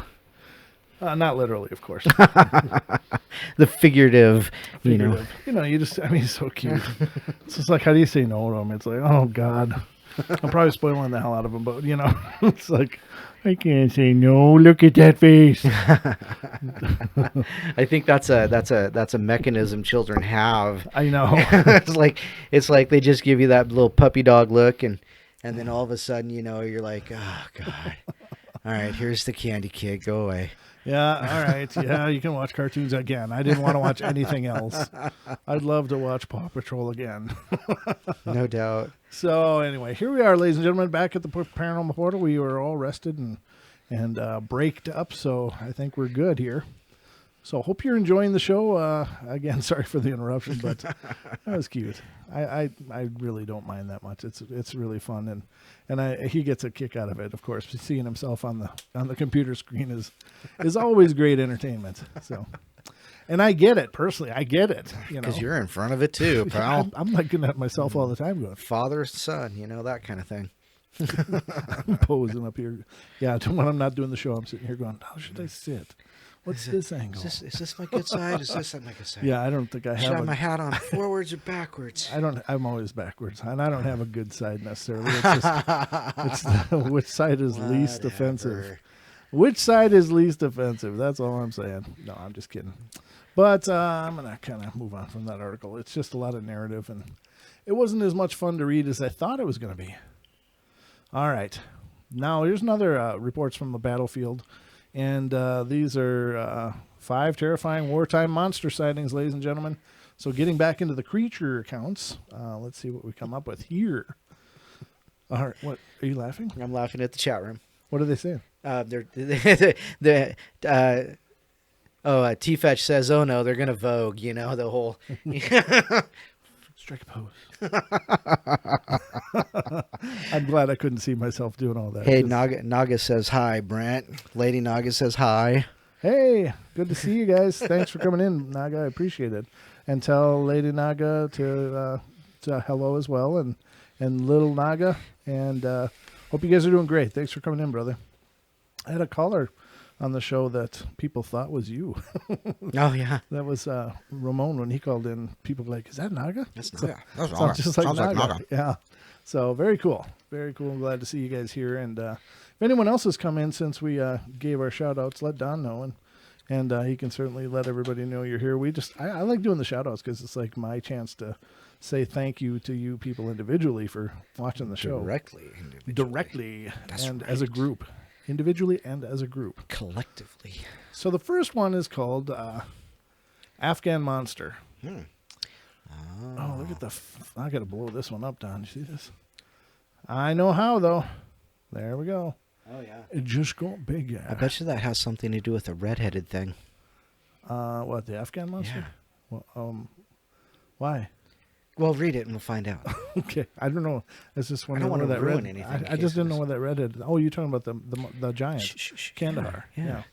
A relatively recent report of wartime monster sighting comes from an anonymous U.S. Army Special Forces squad member who was tracking a Taliban person of interest in the mountains.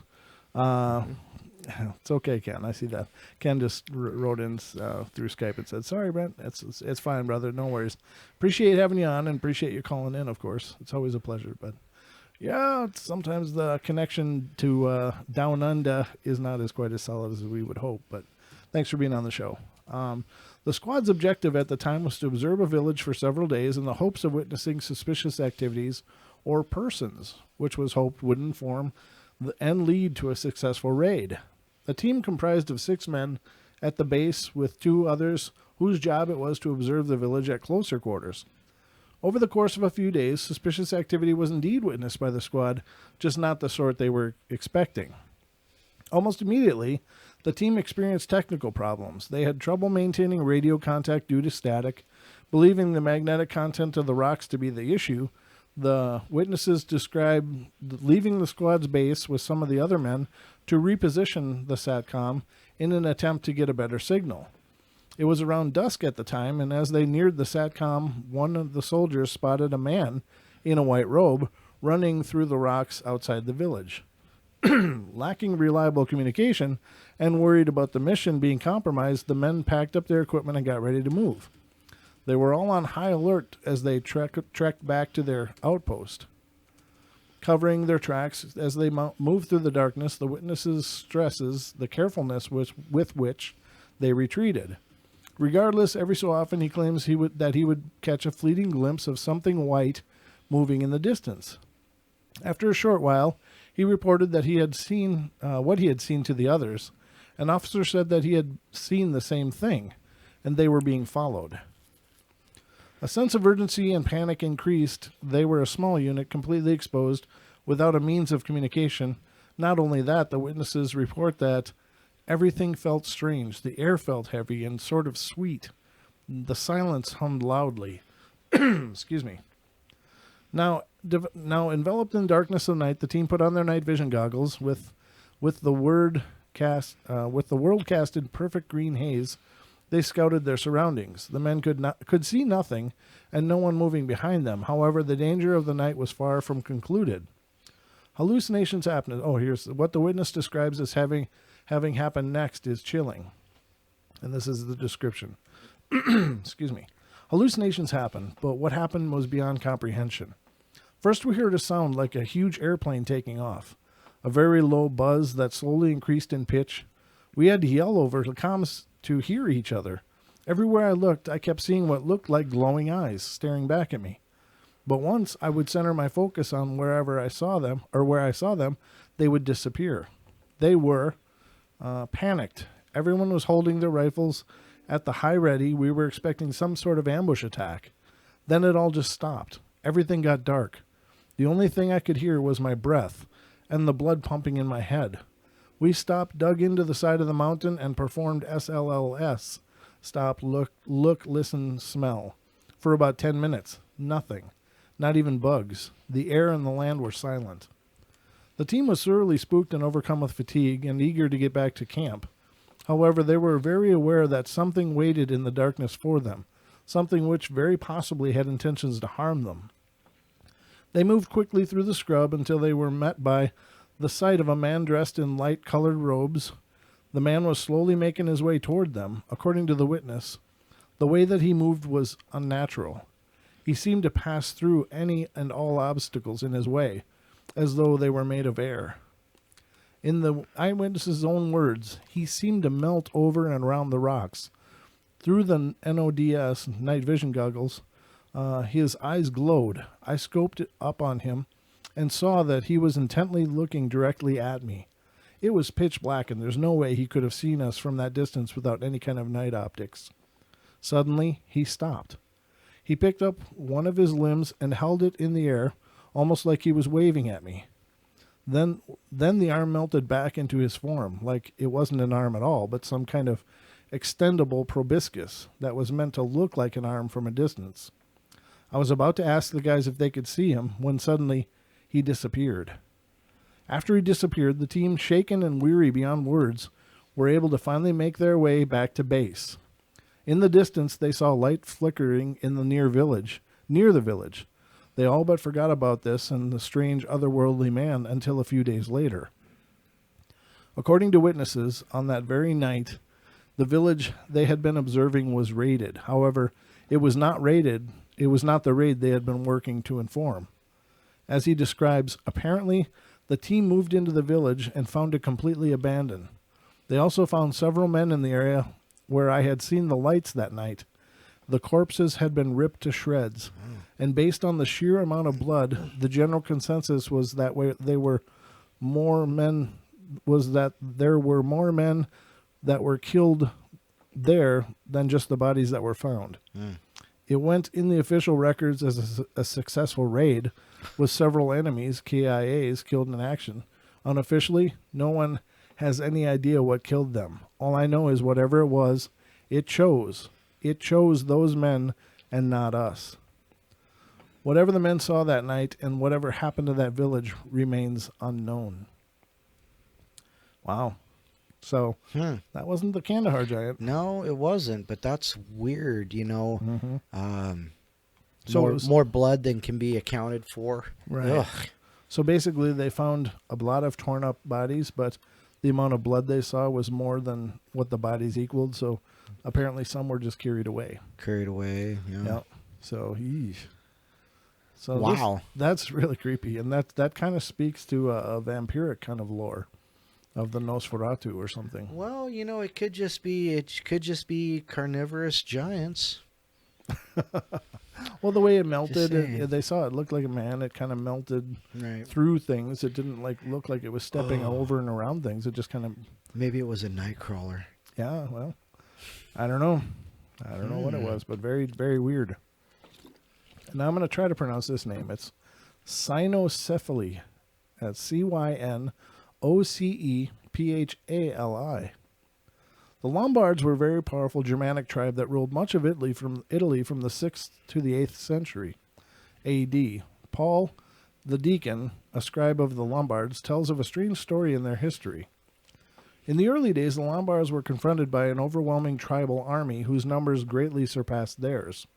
Their passage was barred. However, the leader of the Lombards thought of a plan. He spread a rumor that amongst his allies were a pack of savage dog-headed beasts that waged unyielding warfare, drank human blood, and cannibalized themselves if they could not reach their enemy. The opposing army, not wanting to confront such an enemy, let the Lombards pass unmolested. With our modern sensibilities, most of us would look back on these tribal peoples as being foolish for believing such seemingly obvious lie. Yet, at the time, and for much of human history, the existence of a race of dog-headed men was almost seen as a matter of fact. Various ancient Greek writers, including the father of history, Herodotus, I guess, wrote of dog-headed men living in the mountains of India and Ethiopia. These canine men, also known as the cynocephali, pronounced cynocephali. Yeah, I am right. You got it right. Nice. Woo. Have been described as hunting for a living and communicating by barking with one another. Writing around 400 BC, the Greek physician and historian, I don't know what his name is. How do you say a C and then a T right after it? Ctesias? Ctesias? I don't know. Ctesias, maybe? Had this to say of the cynocephali. They speak no language, but bark like dogs, and in this manner make themselves understood by each other. Their teeth are larger than those of dogs. Their nails are like those of animals, but longer and rounder, and they cannot be defeated in war. Ooh, the dogs of war. Yeah, really, yeah. St. Augustine suggested that these dog-headed men descended from Adam. Other saints, including St. Andrew and St. Bartholomew, have described such creatures as, well, whose hound-like appearance disappears after baptism. For several centuries, theologians debated whether such dog-headed men, assuming they were real, had a soul, and thus needed the Gospels taught to them. Ah. In the legend of King Arthur, it was told that he defeated a great army of dogmen on the hills of Edinburgh. Several medieval explorers have also claimed to have witnessed these dogmen. Writing in his travels, Marco Polo described encountering them on the Andaman Islands. They have heads like dogs and teeth and eyes likewise. In fact, in the face they are all just like big mastiff dogs. They have a quantity of spices, but they are a most cruel generation and eat everybody that they can catch, if not of their own race. That's not good. Arguably, the most peculiar of all is the legend relating to the patron saint of travelers, Saint Christopher. There are many different origin stories relating to Saint Christopher. However, one story places his origins at a battle between the Romans and a savage North African tribe called the Marmatae, fought around 300 AD. This tribe was renowned for their ferociousness in battle, their cannibalistic tendencies, and most strange of all, their heads being those of dogs. During the battle, which the Romans ultimately won, a giant beast of a man was captured. He had a dog's head and was named reprobus, or reprobus. Okay. Reprobatus. Yeah, I don't know. Sorry.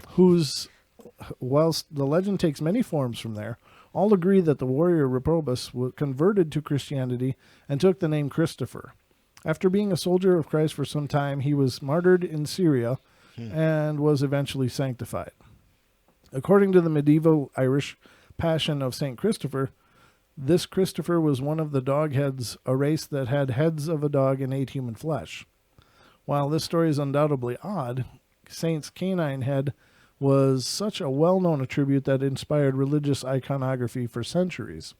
Stories of fearsome cynocephaly can be found in Eastern sources, with the Buddhist missionary Hui Sheng describing an entire island off the east coast of China being filled with a race of dog-headed men.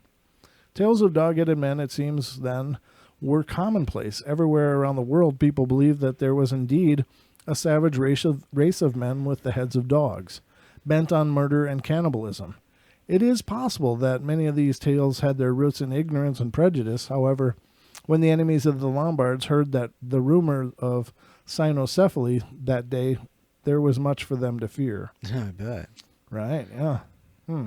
Maybe they migrated into Afghanistan. It could be. Could be, but whatever those things in Afghanistan were, that's very strange. Very strange. But, yikes. You know, I have no doubt that there are so many things that exist alongside of us. But again, I just have to wonder if they're here all the time. Right. You know, and again, I'll keep going back to that. Is this just some dynamic of the fluid nature of dimensional reality, that sometimes our dimensions intermingle with other dimensions, and therefore then these things exist alongside of us during that period, and then when they unintermingle, then they, of course, go back to wherever it is they are. Repulling the veil. Right, yeah. I mean, for lack of a better term, sure. I mean, you know what I mean? Mm-hmm. It's just the idea that if these things exist, and so people claim that they do, and I can't say that these things exist or not, any of these things, but I'm reading these stories where people are claiming it. Now, it could be creative writing, you know, but if only 1% of these stories are true, that still speaks to a whole amazing nature of reality that we don't understand. Yep. You know, and quite probably a lot of the stories we read when we pick them out like this are, you know, maybe creative writing, and that's all it is. But it's entertaining nonetheless. But I try to, you know, at least find sources that claim that they're valid. I can't speak to anything else, but I look for sources of claimed true stories, true accounts, right, true encounters. You know, I don't ever go for the Reddit threads that are, you know, full of, hey, check this story out, you know. And I've had to stop reading several throughout the course of the show just because it's like, no, come on, this is a narrative. This is just somebody's writing project, you know, because I have to draw a distinction somewhere. Right, yeah. I mean, you know, if you're going to say, well, Bigfoots are real, and I believe they are. If you're going to say that ghosts are real, and I believe they are. If you're going to say angels are real, and I believe they are, and UFOs and aliens and, you know, so many other things are real. It's a lot of these stories, even though they sound fantastical, are not that far. I mean, why do you allow for some things to be real and not other things? Right. Where do you make that distinction? Well, I make it personally when the narrative reads more like a book than somebody just, you know, talking to me around a campfire. You know, when the conversation sounds more like a well-crafted storyline, you know, full of, you know, a lot of atmospheric description, a lot of, you know, character building and well, that's exactly it. Character building, you know, and writing, production, a lot of production around the writing itself, you know, and that when I'm how reading black is the black. Right. It was blacker than the coal in the deep, dark areas of the cold furnace. It's like, really? No. All right, I'm done. At that point, I'm done. Mm-hmm. The night blew cold against our bare skin with the smell of long dead foliage. You know, it's like, okay, we're done. So when the narratives sound just so well explained, and you know, I feel bad for anybody who's an author trying to get their story read. Even if it is true, I'm not going to give you you that. So the next one is Old Green Eyes. The Battle of Chickamauga. I don't know. Whatever this battle is, looks like Chickamauga. Chickamauga, which was fought on the 19th and 20th September 1863 near Snodgrass Hill on the Tennessee/Georgia border. It was one of the bloodiest battles of the American Civil War, second only, to the Battle of Gettysburg in regards to the number of casualties. Indeed, it is said that so much blood was spilled on the battlefield that a creature of great malice was drawn to the devastation. A beast with green glowing eyes is claimed to have haunted the land long before the arrival of the Civil War. After the Battle of Chickamauga, I don't know, I still got nothing. After the battle, some reported seeing such a creature moving among the corpses near Snodgrass Hill. Such reports allegedly described the monster as being human-like, with eerie green eyes and a huge deformed jaw, from which terrifying fangs protruded. In the centuries after the Civil War, visitors and rangers at the national park where this all happened, which I'm not going to try to say again, have reported encounters with the same green-eyed creature. Some say that the entity is a ghost of a long-dead warrior. Others say that it is something else, something inhuman. Whatever the truth of the matter, the creature is known by those who report encountering it or simply as Old Green Eyes. In the 1970s, two different and unrelated people had accidents near the same location in the park, having driven their cars off the road, wrecking them, and after seeing a pair of glowing eyes. However, one of the most notable encounters involved Edward Tinney, a park ranger. Speaking during an interview in 1981, he explained how he was walking through the park at around 4 a.m. sometime in 1976 when an inexplicable chill rushed over his body.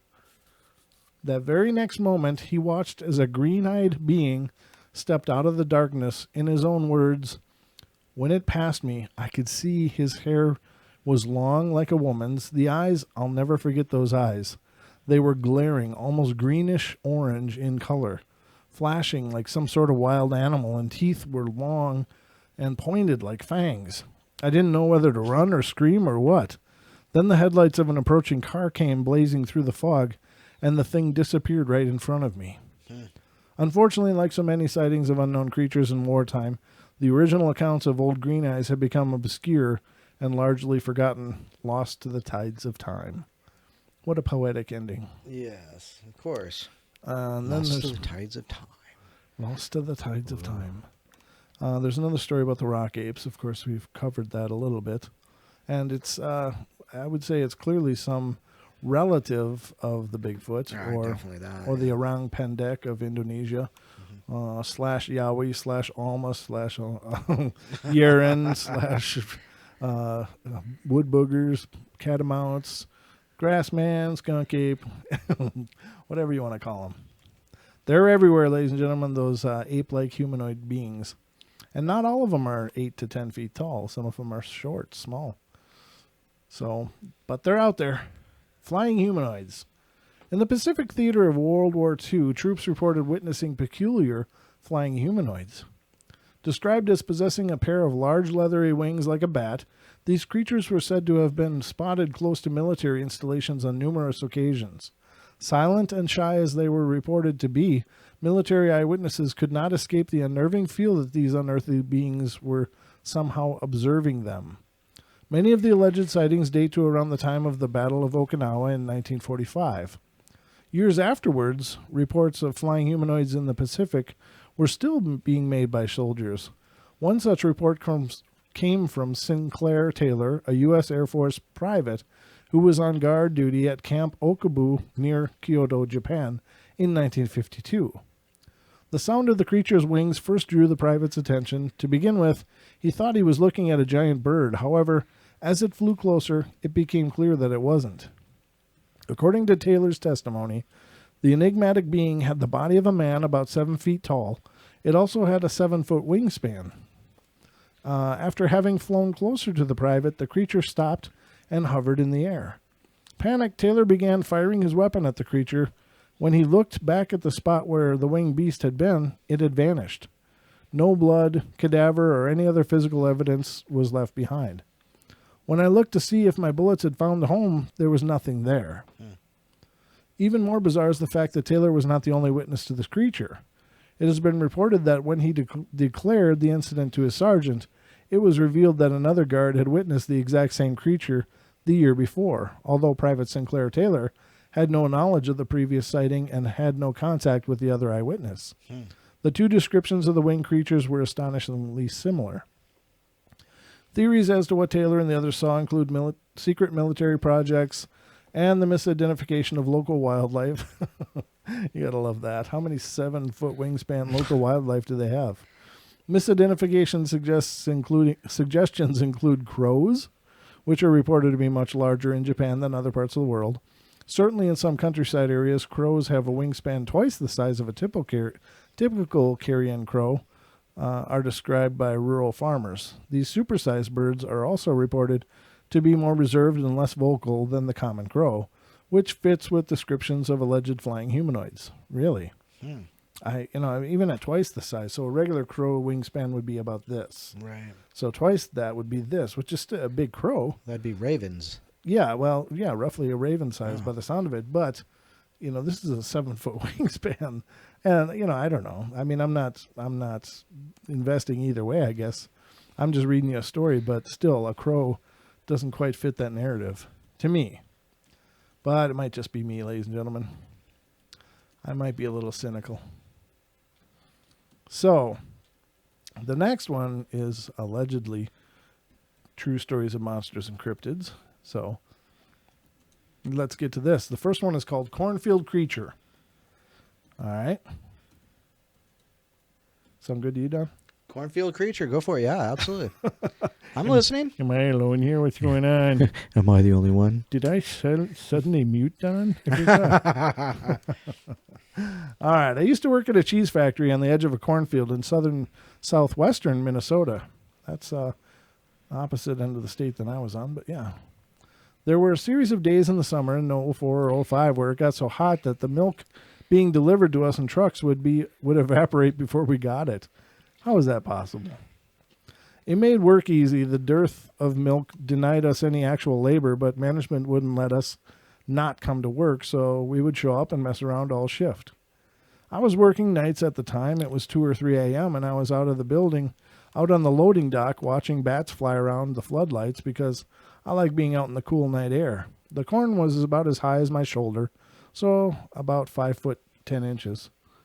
What is it? Shoulders at 5 foot 10 inches? That guy's huge. As I was watching the bats, I looked down at the edge of the cornfield. Something was moving there. It was the size of a small child and very, very skinny, pale, with something that looked like a head, straight black hair. It moved in a sort of jerky gait, like someone dancing the robot badly.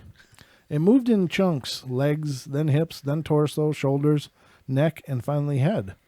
It was looking back into the cornfield, or at least I felt like it was. I felt prickly all over. I didn't know what it was. I thought it was a heron or something at first, but it looked too much like a person. It didn't move like a person, though. Gradually, step by step, it moved towards me. Letting my curiosity better my fear, I moved toward the edge of the dock, which was raised a few feet off the ground. When I got within a few feet of the edge, the thing looked at me. I was paralyzed. I could have run, but I was stuck somewhere between terrified and intrigued. It moved, its face still pointed at me. It ratcheted its body in that disconcerting, jerky movement toward the cornfield and went into it. I tried to watch where the field moved as it passed, but the corn remained perfectly still. I noticed that all the crickets were silent. After a few minutes, nothing happened. I stood out there for an hour, but it never came back, and I never saw it again. That's creepy. I don't know. I don't know what to make of that story, ladies and gentlemen. That's a different kind of creature than, I don't know. You got anything on that one, Don? No. It moved like a rolling, well, like one of those little, the little floppy guys that got the little blower in them. It's like feet first, knees, hips. Yeah, the little. Yeah. If they were selling cars, you'd expect to see something like that. Exactly. Yeah. Oh, you're actually doing the wave there. I just saw it in the YouTube feed. Yeah, we're both doing it. I do a lot of things here that you obviously I know. don't I got to see. actually watch the recording just to see the next day what the hell happened, because I can't see what the hell you're doing. Yeah, I know. I got to watch you a little more closely here. Apparently, we're going to change the seating arrangement here on the portal. No, you can wave all you want back there, Don. That's good. Shout out to our friend Don who just joined us. Oh, Don, Yeah. nice. Welcome here. Glad you made it. Thank you. We love you bunches. We love you all bunches. Thanks to all of you guys that are here. That's awesome. Yeah, we're back up to 19 again. So this one is Prime Hook Swamp Creature. I was driving on Broadkill Road in Broadkill Beach, Delaware, around dusk in July 2007. This road borders a swamp area. Standing on the side of the swamp road by the swamp, my daughter and I saw a creature like we've never seen before. It stood about 2.5 to 3 feet tall, with long legs and a tan body, a flat, almost puggish face, and a long tail. It had small ears and looked to be about 30 pounds. My other daughter and her friend also saw this same animal the year before around the same area, except it was night and it ran in front of their car. I asked the lady who owned the Broadkill Beach store about it, and she said she had seen it once when she was dirt biking with her dad in that area years before. And both her and her dad had no idea what it was, even though she was raised around Broadkill.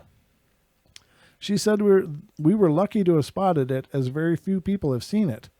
We went to the Prime Hook Reserve, this is what the swampy area is called, museum, and they had no idea what it could be. I'm wondering if anyone else has seen it and what the heck it is. Yeah, I got nothing either. I mean, there are the legend of these shorter beings. So, like the Native Americans, of course, referred to a short being, some tribe, and I don't remember who anymore, but the Pukwudgie. Pukwudgies are these little beastly-looking creatures that try to lure people to get lost in the woods and then apparently eat them. I don't know. Legendarily, even there are some recent accounts of people claiming to have seen the Pukwudgie. There are also these gnome-like creatures that are observed. The Cherokee had, as I understand it, the Cherokee had two different races of gnome-like creatures. One were these purpley bug-eyed things and really spindly legs and arms, but they wear the proverbial pointed hat, just like the garden gnomes. And they were allegedly had a good relationship with the purple bug-eyed ones. But the ones that looked like little old men were crabby bastards, and they didn't get along with them at all. And these are the ancient Cherokee legends of these things, right? So, which is weird, because you'd think the ones that look more human-like, you'd have a more, productive relationship with. But apparently it was the bug-eyed purple ones that they got along with, and the other ones were just crabby and hated everything. That must be what I come back as. Don's coming back at his garden gnome, ladies and gentlemen. You heard it first here on the portal. You can call me Nomeo. Nomeo. Okay. All right, Nomeo. So lawnmower races all night. Yeah. Florida sea monsters next. This story takes place, I think, in the summer of 1995, making me 9 years old. Practically every other year, my family would take a trip to Florida. We would usually go to Disney World, but my mother was getting sick of that, so that year we actually didn't go to Disney World, to my sister's and my dismay. On one of these days, we were on the beach. I don't remember what the beach was called, but the people sitting next to us mentioned it being the bottom tip of Florida. So after a while of nothing happening, everybody was either in the ocean or sunbathing, silently. A woman sitting to the left of us pointed past us to our right, asking, "What is that?" We all turned and looked to a surprisingly vacant corner of the beach. There were no people down there, but what there was something really strange. We all got up to get a better look, very quickly forming a crowd around it. If I had to describe the creature we saw in one word, that word would be cartoonish. I will never forget what it looked like. It was green and looked like a ball of slime about the size of a basketball. It had tentacles resting on the ground around it, with two longer tail-like tentacles sticking out of its back. The thing was the most bizarre and made it look cartoonish were its eyes, which were on stalks that stood about a foot off of its body. The eyes looked creepily human and just looked at us in an almost disinterested way. The other strange thing about it was the mouth, which never seemed to close, and where you would expect teeth were tooth-shaped fleshy protrusions. No one, not even the creature, seemed scared. And after a while, it lazily slithered back into the ocean. There were roughly 10 witnesses to this thing, and we all spent most of our time talking about what it must have been. One idea was that it was a parasite organism for a much larger creature. One also never identified. So Apparently so. does nobody have a phone? Nobody had a phone that could have snapped a shot of this? Well, of course not, because everybody has crappy cameras right at about that point anyhow. Well, I mean, if you're under high stress, I get that you don't, oh, geez, I didn't even realize I had a phone. I was so scared. But these guys are like, hey, check that out. And they're sitting around for 10 minutes checking it out. It's checking them out. And nobody seems to, have a care either way. But nobody could have thought to get a shot of that? That's just bizarre. Right? Is it just me? No, you're right. You're right. You're right. So it wasn't a high-stress moment. It wasn't one of those, geez, I get it. You were terrified. I probably wouldn't have remembered even had a phone. But, in this case, it's like, what is that? Let's go check it out. And, it's the proverbial, let's poke it with a stick and see what happens. I mean, it's weird, very strange. The Mothman is next. And, of course, everybody knows about the Pleasant Point connection with the Mothman. Appearing and seeming to be a harbinger of doom, or giving prophecy of doom anyway. Wherever it appears, there is allegedly some disaster going to happen. There are even witnesses or people that claim to have seen the Mothman prior to 9/11 in the New York area. I've not heard of those things, but more in recent times, of course. But these things always pop out of the woodwork, but this is a real phenomenon that a lot of people have experienced. But as far as I know, it doesn't happen quite as often as it did around Point Pleasant, which many, many people witnessed it apparently in that period before the bridge collapsed there, and so on and so forth. But let's see what they say. I know I'm kind of bored of the Mothman personally. I looked into this a bunch, and yeah, you've mentioned that to me a couple times. Yeah, I mean, it's just one of those phenomena that there's is it alien? Is it human? Is it even physical, or is it just a spiritual thing? Is it, telepathic? Is it not telepathic? Is it, what the hell is it? And there's so many theories floating out there. And of course, the Mothman prophecies have, many, many people have heard that and, are even moved by that on a profound level. And I have not seen that. So I don't know. I guess I should just break down and watch the Mothman prophecies so I understand what more of the narrative is about it, or at least one person's claim. But I don't know. It's one of those things. It's just a weird thing. But if you're not familiar with it, of course, then you will be in a second. You will never believe that I saw one very cold, dry November night. My family and I moved into a new house upon a hill on a little back road, in the very small town of Fort Gray, West Virginia. Fort Gray sits right on the east side of Kentucky. The population of my town then was probably just a couple thousand. My family and I were unpacking. We had not yet put the furniture in its rightful places, and everything was still in boxes. Overwhelmed with working all day, I retired around 11 p.m., put my little brother on the couch, and I took his bed since my bed wasn't put together yet. His room faces the front of the house. His window is around 20 to 25 feet or so off the ground. I was looking out the window when I saw it. It stood about 7 feet tall. I had no idea what it was, but I was frozen. I have never been that scared in all of my life. All I could do was lay there and just stare at this thing. It was sitting in a tree about 50 feet or so off the ground, about 50 feet from the house across the yard. It felt like an eternity. I couldn't breathe. I couldn't even blink. It had big, red, bright, glowing eyes looking dead into my face. I finally worked up enough courage to close my eyes and put my head under the covers, when all of a sudden this thing smacked the window. I went through the house screaming, "There's something outside." I was crying. My mom and dad looked at me and said, "What's wrong with you? It looks like you have seen a ghost." My face was snow white. I said, "I don't know what it was, but please, Daddy, don't go outside." I begged and begged. He came back in and said there was nothing out there. I kept screaming, saying, yes, there is. Yes, there is. When I explained to them what I saw and how I felt, they said I was crazy. But to this day, I will not go outside by myself. And even in the day, someone still has to watch me to my car. I have heard of some pretty crazy things going on up that road, but I never expected to experience anything myself. My husband and I went to the theaters and watched the Mothman Prophecies.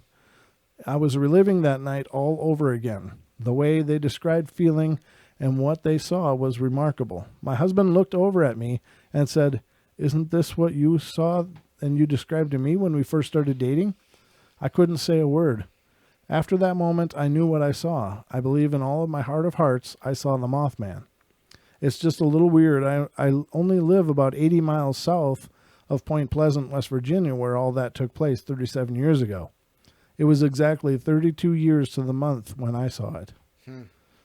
Yeah, there you go. I don't know. It's one of those things. Is it, what the hell is it? What is it all about? And, I guess you could say the same thing for a lot of the paranormal, but in a lot of the paranormal, I at least have some kind of theory or idea floating around. But for the Mothman, I just don't know. It's just a bizarre phenomena to me. But it may just be me. As far as the popularity of the thing, everybody that's into the paranormal knows the Mothman. They know of the Mothman, and they know the stories behind the Mothman. But well, it's just like one of those things, though. Because you're more into the Bigfoot kind of stuff, and some people can't believe that. So, I'm into the Bigfoot, the spirits, the ghostly, the light and dark kind of spirits. Right. And well, I'm into the UFO phenomenon, and I'm into Dogman and the whole idea of the world of the Fae. I'm into all of that stuff, but I don't know what it is about the Mothman, but I just can't get my head around it. And it's not that I discount it. I know what it is. What is it? It's an NPC. You don't resonate with it. I don't resonate with the Mothman. It's an NPC. It's the work of the. It's the work of the AI. The AI consciousness. You never know. Perhaps it is. Maybe it's a virus thing that's out there. I don't know. And, as they said in the Matrix movies, the creatures were basically, programs that were written. And so, it could be the case. I don't know. I don't pretend to know the entire dynamics of reality, but I don't know. The other ones just seem to, and I don't know. It's just for me that the Mothman doesn't, it's not that it's disinteresting. Well, it is I'm just not interested in it for some reason. Well, it just, like I said, it just doesn't resonate with you. So right. You're right. You're absolutely right. You're head dead on. It doesn't. And I don't know why it should. Because it's AI. Well, it's an NPC. Yeah, maybe that's the deal. Like you mentioned in the Matrix movies, vampires and werewolves are just programs running around doing things they're not supposed to be doing. So right. It could be the same thing. It could be. I don't know. Very strange though. I don't know what it is about that phenomenon, but I'm like, But like I said, I should probably watch the movie so I get a better idea of it, and maybe I'll come away with a new respect for it. But you as won't. It sits, well, no, you won't, because it isn't the Mothman. It doesn't have like Richard Gere in it or something, like that. I think so. I think that turned me off right there. I'm like, I'm not even bothering. Who's in it? Forget it. Nope. Little hairless rats. Yeah. Sorry. And you only feel that way because you have a beard. No, I'm just kidding. Because you're not hairless. Oh, well. So. All right. Here we go. The Kitsune, the fox spirit. Now, this is Japanese. Back in September of 2004, I was hiking in the Arashiyama area outside of Kyoto, Japan. I had decided to leave the touristy area and set off alone in some random direction toward the mountains. I found myself on an old trail through the forest. After a while, I encountered an old man with a long white beard. He carried his staff and was dressed in coarse blue robes. Now, that'd be cool. That experience right there would just be cool. And even if it's not paranormal or whatever, just coming across, being in an old mountain path and coming across an old guy with a long white beard, that to me just seems like it's magical. I don't know. He sounds like Merlin. No, I'm just kidding. Like a peasant out of a samurai movie. He saw me and told me to follow him. Being more curious than anything, I walked after him as he led me further into the forest. He spoke at length about the beauty of nature and how people cut down forests and polluted the earth. and told me that humans must learn to protect and respect nature. During the whole exchange, he never spoke about himself or asked any questions of me. And after a while, he said that he had to leave and showed me another trail, saying I should take it and when I wanted to go back to the city. He then left by that trail. I happened to pass the same place on the way back that evening, so I took the trail and the old man showed me. Only moments later, I ended up in completely lost and couldn't even find the trail itself to retrace my steps. It was getting dark out, and I shone my flashlight around. I noticed an old white fox watching me from nearby. I could have sworn it was watching me with an amused look on its face, but as soon as I shone my light on it, it ran off into the bushes. I remember reading all sorts of Japanese stories and legends about fox spirits that can take human form, and I feel like I may have seen one that day. That is a cool story. That's a good one. I love that one. That's a whole new level there, or a whole different level. Not new. I mean, those stories have been around forever, but yeah, that's a beautiful story. Invisible sprinting humanoids. Okay. Well, they got to get around too, Don. Apparently, they got to sprint. Why not? You can either walk or you can sprint. Working as a police motorcycle patrol woman in Portsmouth, England, I'm frequently confronted by situations that are both bizarre and unnerving. However, the incident that occurred on the 25th of November last year is by far the most unusual of them all. During a routine speed camera setup in the city around 6:30 p.m., at which time it was completely dark, our speed trap picked up random tracings of non-existent objects hurtling past at 30 to 40 miles per hour. Non-existent. Yeah, that's awesome. The devices are not actually known to malfunction, so we trained the camera on the road surface to see what we picked up. Sitting in the back of the patrol car, we were shocked to discover on screen that the camera was picking up what can only be described as human figures running up and down the street approximately 40 feet away from the vehicle, only barely visible through the night vision filter. They were of average height and had a silvery hue and were sprinting up and down the central reservation, the dividing surface between two opposing opposite lanes of motorway, repeatedly and very fast. I admit I did not exit the vehicle to investigate, but apparently I didn't have to. Only about 10 feet away at the side of the road, one of these silvery entities just appeared on the screen. Female, approximately 6 foot, and standing motionless, facing away from the van. She was dressed in scantily clad clothing, not unlike that of a young woman on an evening out may wear. I was extremely freaked out, especially considering that leaning out of the window, there was absolutely no evidence of anyone standing close to the vehicle. As the first vehicle only 5 minutes from the first sighting drove past, all visible evidence of the entities had vanished. Nothing occurred from that time till the end of my duty at 9 p.m. And yet, when I played back the footage from the camera, the silvery objects and the woman are not on tape. Obviously, I did not report the incident, but my friends and fellow officers agree it is highly unusual, and none of them had experienced anything of the like before. Very cool. Oh, that's interesting. It is, right? I think so. What the hell? What is that? Okay. This is the red-eyed roadside cryptid. The following happened in Vidor, Texas, on June 20th, 2000 at around 1 a.m. I just got off of work and was headed east. On this road, there is a 90-degree turn, and at times you have to watch because cattle might be out and on the road. Oh, that's horrible. That morning, that's what I thought had happened. That morning, that's what I thought had happened. No one else was on the road, but I saw red eyes and would look at the truck lights and look down over and over, and I knew something was not right. I'm sorry, this is just reading weird to me. I was driving on the left side of the road, and I got closer. I noticed that this red-eyed creature stood about 5 feet tall and sported black hair all over its body. I stopped the truck and got out my spotlight and shined it on this creature. It seemed like forever, but I know that it was only a few minutes. This creature raised its arm above its head and let out a terrible scream that I have heard before. It turned around and went behind a house and left. I have heard this sound before when I lived on Teal Road in Orange, Texas, just a few miles from this location. I have traveled this road many times, hoping to see this creature again, and never have. I'm told this creature is related to Bigfoot. I don't know.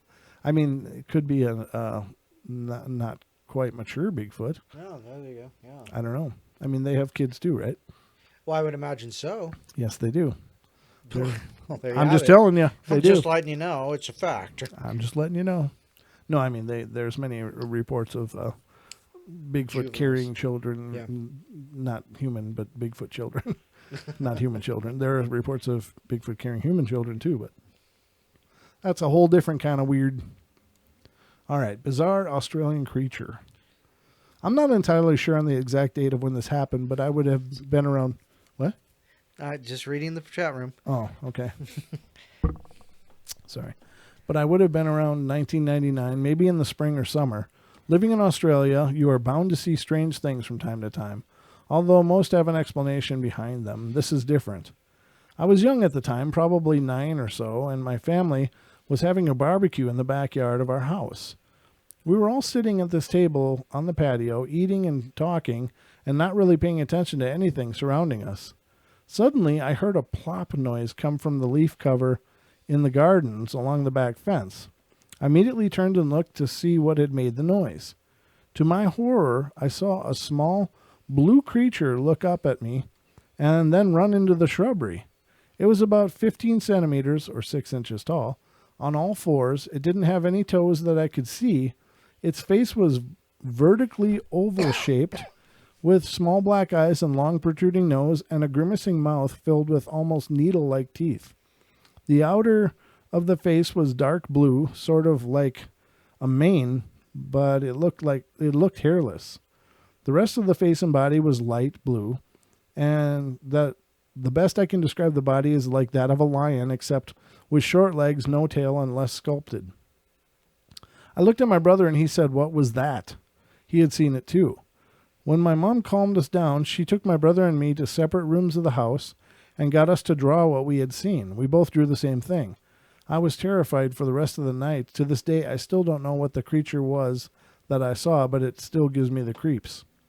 Well, Ken, do you have any blue, needle-nosed, miniature lion things down there? If you do, you have to let us know. God knows there's all kinds of weird stuff in Australia, but that's a whole different level of weird. Well, Pixie says, what the hell's in the water in Australia, Ken, besides fluoride? Yeah, I know. My God. I don't know. That's a strange one. I'm not sure. But there again, you have it. Could be just the wee folk. Could have been just a fairy type of creature they saw. You know, I mean, really. Could be. I don't know. I can't say for sure. I didn't know, Captain. Did you have another one you wanted to read, brother? By God, Jim, I'm not a botanist. I'm a doctor, not a botanist, Jim. That's what your mother said. Sorry. Oh, let's see here. No, I'm Kim not says gonna... bunyip. Is a bunyip a little bunyip, blue yeah. thing? I gotta see this. I'm gonna look it up. You go ahead and read. Okay. So, Let's see here. Yeah, okay. Well, this one's kind of long, so I'll go ahead and read this one. This one's called Paralyzed. I was out with my 2 brothers and my dad fishing at around 12 in the morning. Me being maybe 12 or 13 at the time, William was older and Jason was younger. We were on a bridge that stood over a large body of water. I was honestly becoming a bit bored since we had been fishing for the past hour. The only really exciting thing that had happened is when my dad hooked a skate. Oh, we know about skates. It was a kick watching him struggle to maintain the pole. He had to let out a mean stream of curses when his line snapped, signaling the loss of the battle. The area around the area was surrounded by forest and was beautifully lit by the night sky. I would look over the bridge's wall countless times just to see the moon's light reflecting off the dark, steady waves. The bridge wasn't made of wood, it was concrete. It was strange looking now that I think about it. Instead of being only about 3 feet off the surface of the water was maybe 10 or 15 feet. I assumed that it was made for walking or riding across. It was narrow, but just wide enough to fit 3 average people side by side. Upon stating that I wasn't having much fun, William led Jason and I down the bridge to a blackberry bush. It was just sitting next to the beginning of the bridge, so my dad could see us. With our group, we had 4 dogs. It seemed like a lot, I know, but currently we still have only 2 of said 4 dogs. Tragedies happen, I suppose. Back to the story. 2 of the dogs were German Shepherds. The dogs we have currently. Other than them, we had a Border Collie and a Fox Akita mix. A Foxhound Akita mix. A very beautiful dog, tall, slender, but with just the right amount of muscle. Gosh, stop talking about the dogs. Here's the confusing but necessary part. The female German Shepherd was Charlie. The male German Shepherd was Simon. The Foxhound mix was Buddy, and the Border Collie was Sophie. On with the occurrence. We weren't really collecting berries. It was more of a pick and eat thing. Every now and then one of us would shout out, startled by the sudden prick of a finger on a thorn. Charlie and Buddy were my personal dogs, leaving Jason with Sophie, and my dad with Simon. As I was feeling around for berries with Charlie at my side, Jason left to give my dad some. I turned around and watched him go, Sophie at his heels. Before I could turn back around to face the bush, something caught my eye. Something big. My first thought was that it was a tree. That is, until it turns its head towards me and locked eyes with me. I felt paralyzed by fear. I barely managed to wave my arm around in William's general direction, trying to catch his attention. He must have noticed, as he responded with a "yeah." Turning to see what I was looking at, he began to say something, but immediately stopped. All emotion drained from his now pale face. "Who is that?" he would ask me. I could only mumble, "What?" Not that I didn't hear him. No, I was correcting him. This thing was massive. Really, the only color you could see on the creature came from its eyes. They were wide and human-like. From where I stood, they almost looked orange. The rest was basically a silhouette.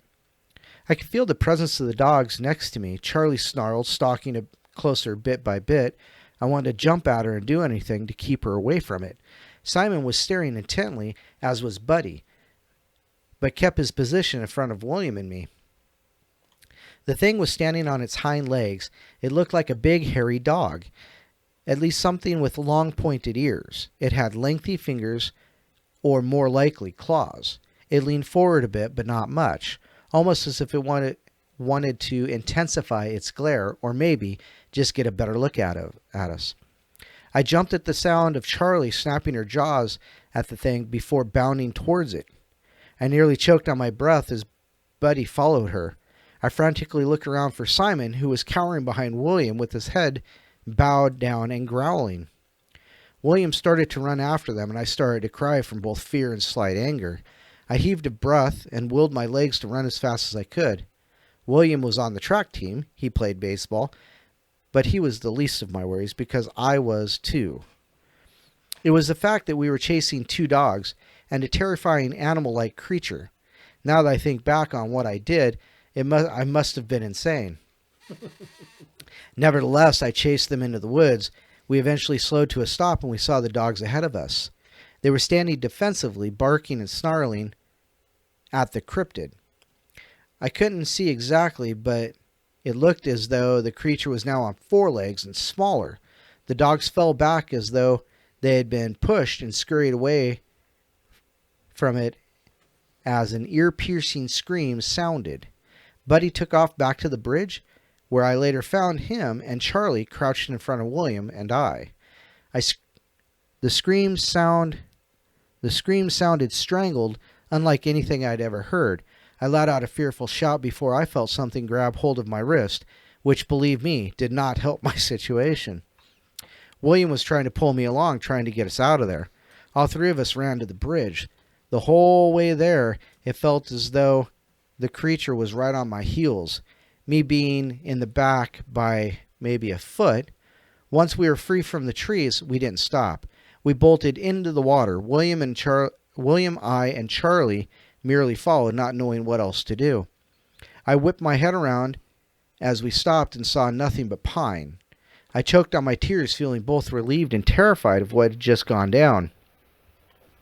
Back on the bridge, we told our dad. He called Bull that we were just playing a prank, but you heard the scream, right? We would ask him. He would blow us off completely and continue fishing. He was, and still is, a skeptic. Got to see it to believe it. Is his paranormal motto. I honestly don't know what that thing was, and I don't want to. Part of me is curious, but all of me wants to know what I'm dealing with so that I have more information on the subject. I really don't think I'm the only one who's seen it. Interesting. Yeah. So, Dogman? Sounds like it could be. Very strange. It just wanted some blackberries. They were eating them all. The viewers are checking you out in full Don vision. Wow, look at that. You know, that's Don Cam. Bum, bum, bum. Don Cam. Don Don. There you have it, ladies and gentlemen. The Don Cam. Now I get to watch myself do it. Absolutely. And there it is. The things we do to entertain ourselves. Oh, hi, Regla. Yeah, Regla made it in, so I was glad to see you, Regla. Thank you for being here, of course. I thank you. We're up to 19 on my screen. I don't know what you have. What do you have? That's what I see. Yeah, Okay, 19. I've noticed your numbers are sometimes different than mine. So I noticed that we only have only 11 people have liked this video. Only 11 of you guys have liked the And video? there's been up to 20 in here already. Goodness. Oh, come on. Come on. There's going to be, report cards handed out based upon your ability to like. If you don't like the video, you might be an NPC. Oh! Just saying. Okay. So, prove to us that you're not an NPC and make sure to like this video. There you go. There's the challenge right there. Yes, we have to be liked. We need your liking. We need for us to like us. We need for you to like us. How the hell? I don't know. That got all screwed up between my brain and my mouth. Something different happened. The filter switched. I got something. Might have flushed. Yeah, I don't know. It's life as I know it. But we're at about 20 after 9. Don, how you doing? I'm okay. You okay to continue? Yeah, for a few minutes, I guess. For a few minutes. Yeah. So should we remind everybody that, of course, on Saturday we're going to have Dan Pruitt, paranormal investigator, here on the show on Paranormal Portal, and the call-ins will be available then as well. On the Friday, Saturday shows, guys, you guys can use the call-in number. Absolutely. Otherwise, on the Wednesday streams, you really can't. The only reason Ken could is because Ken has my Skype, and so he's able to dial me directly because he's down under. And since he's down under, I thought he shouldn't have to pay international rates in order to be on the show. And so, and we don't have a TFR access number to Australia either. Yeah. So I gave it to Ken a long time ago, and he's been on a couple times. One time he ended up inadvertently taking over the show, inadvertently becoming the host, because I tried to disconnect Ken, but for some reason Skype disconnected me instead, and so Ken was in charge of the portal. he was floating the show. He was surfing the portal. That was fun. Ken was driving the ship there for a little while and did a heck of a job for all 5 minutes of that journey. But it was also that was the night. Wasn't that the Men in Black night? Was that the night where we had the weird loop and everything when we did reconnect? Or no, that was different. That was a different night. Yeah, I don't know. It was a weird night, but Ken hosted once, although he didn't know he was going to be hosting. He did a good job. So, but the call-in numbers do work on Friday, Saturday nights, not on Wednesday. They work, but you won't get this show. You'll get Gematria with Zach Hubbard, if he's still on. I don't know who's on right now, but yeah, I have no clue. Yeah, but anyway, I'm sorry. I should know these things, but again, Saturday we'll have Dan Pruitt on. Next Friday, a week from Friday, Deb Varner, our resident psychic, is going to be joining us. So please be ready to call in for that. That should be a fun show. And Deb hasn't been on for a couple months now, so it'll be good to get her back on and see if she can offer some more call-in guidance to the listeners. And again, if you're I don't know, uncomfortable or nervous about it, don't worry. She's not about trying to humiliate anybody. Right. She's a very loving and kind soul, and she does it out of the goodness of her heart, and she just wants to help. So she's very good at what she does. Yeah, and she hasn't been on since before Christmas, I New think. Year's, Or was it? Yeah. Since, Or was well, it just before New Year's, yeah. she was on, and so she hasn't been on this year in 2018 yet at all. So this will be her first appearance for 2018 on the show.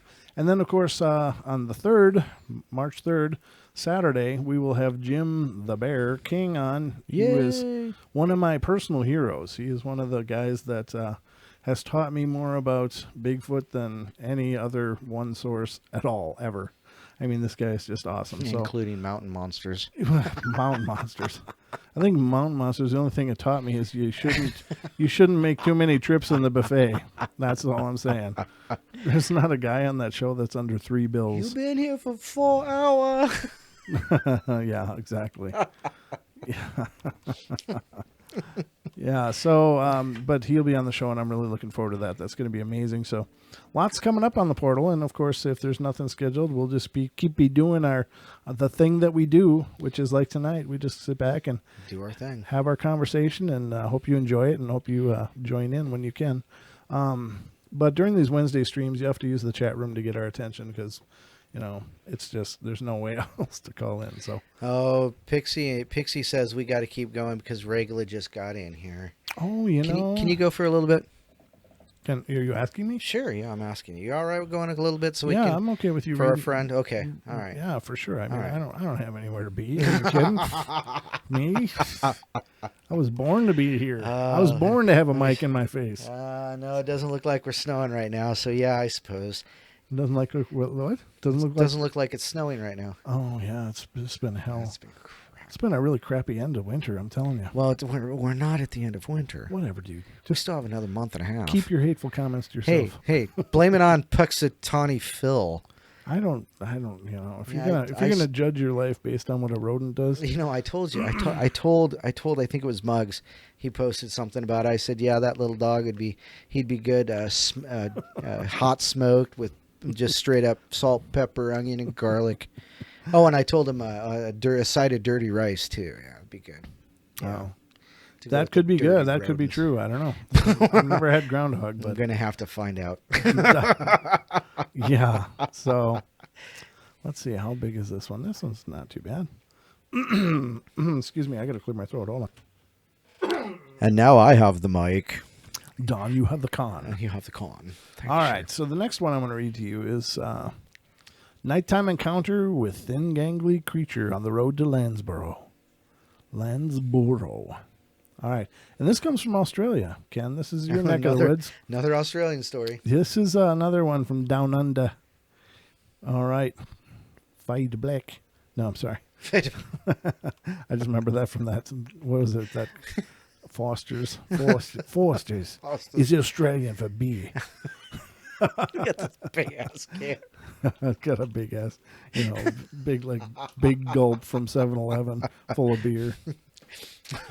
That's it. So I just remember that from the commercials. Oh goodness. Yeah. So I do the best Australian I can. All right. So this is a story about on the road to Landsborough, and Ken, pay attention. This is your neck of the woods. These are things you might want to know about. And by the way, that does not look like a bunyip. There's no blue bunyips at all that I found. They all look like these big. Well, they do look a lot like. Yeah, they're 4-footed. Yeah, kind of manish. Yeah. Yeah, but these things are huge. There's renderings of them like with a man in their mouth, like a full man. So I don't know how big bunyips get, Ken, but this thing was like 6 inches tall and blue. So I don't think it's a bunyip. That must be a really immature. Well, bunyip. that one's kind of like blue. I don't think that does that count. I don't know. That's actually more like aquamarine, and that's got quite the chest. I'm a guy. On it. There's only primary colors. I don't deal with all this girly. What the hell does that make me? In touch with your feminine side? Oh, I'm just saying. Oh, jeez. I have primary color vocabulary, and once you start using aquamarine, that's when you get muted around these parts. But these are these are renderings of bunyips, and so I'm not seeing. Why does that one have a cross on its face? Two to the right. This one? Yeah, that one. That's a cartoon. I don't know what the hell's going on there. But I looked up bunyip once Ken said that, and these are huge things, I think. I don't know what the hell they are. Yeah. So I don't know, Ken, if that's a bunyip that we described in another story, but let's see if I can find something about this one. So, let's see. The witness is an observant young lady named Bella, still shaken by what she had seen, had the good sense to record her brief encounter when she arrived home, while still fresh in her memory. In this story, this is the story of that encounter that Bella shared. I just had a very frightening experience driving home. It's Tuesday, the 29th of September, and the clocks just hit 11 p.m. And this is from 2015, ladies and gentlemen. I live in Landsborough, Victoria, about 45 minutes north of Ararat.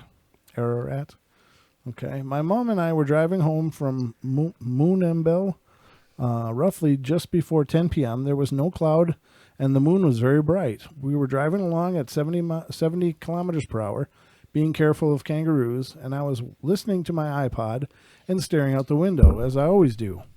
I was thinking about how eerie it was with the moonlight shining on the paddocks. Excuse me. All of a sudden, I saw a very tall, about 8 foot, thin, gangly humanoid creature running very fast across the paddock behind the wire fence next to the car and towards a big cluster of trees. See in picture. Well, she did a bunch of these little sketches. Looks like a really emaciated Bigfoot kind of thing is what it looks like. You know, like it's, if Bigfoot was having chemo, this would be what it looked like. I like how it has no neck. Yeah, well, that's what I'm saying. You know, it's got that thing cooking. So it looked like it had just seen us and was sprinting for cover. It had very long legs and was running very fast. My guess is it was trying to get to cover, but we had the headlights on, so I don't know why it hadn't started running sooner. It reached the trees just before we passed it. Excuse me. I didn't see any eyes or facial features. I only saw it from the back, from the side as it was running. It was very dark, but the moonlight was shining off it a little. I couldn't tell if it had fur or not. It looked more like the moonlight was shining off a dull surface rather than off of shiny fur. I saw it for roughly 3 to 3.5 seconds, and at first it was running at the same speed as the car, but at the last moment it started to overtake us. How fast is, what did they say? How fast were they going? How many kilometers per hour? 70. What is 70 kph? That's like, well, that's like 55-ish? Yeah, somewhere in there. Yeah. Jeez. So this thing's running allegedly at highway speeds.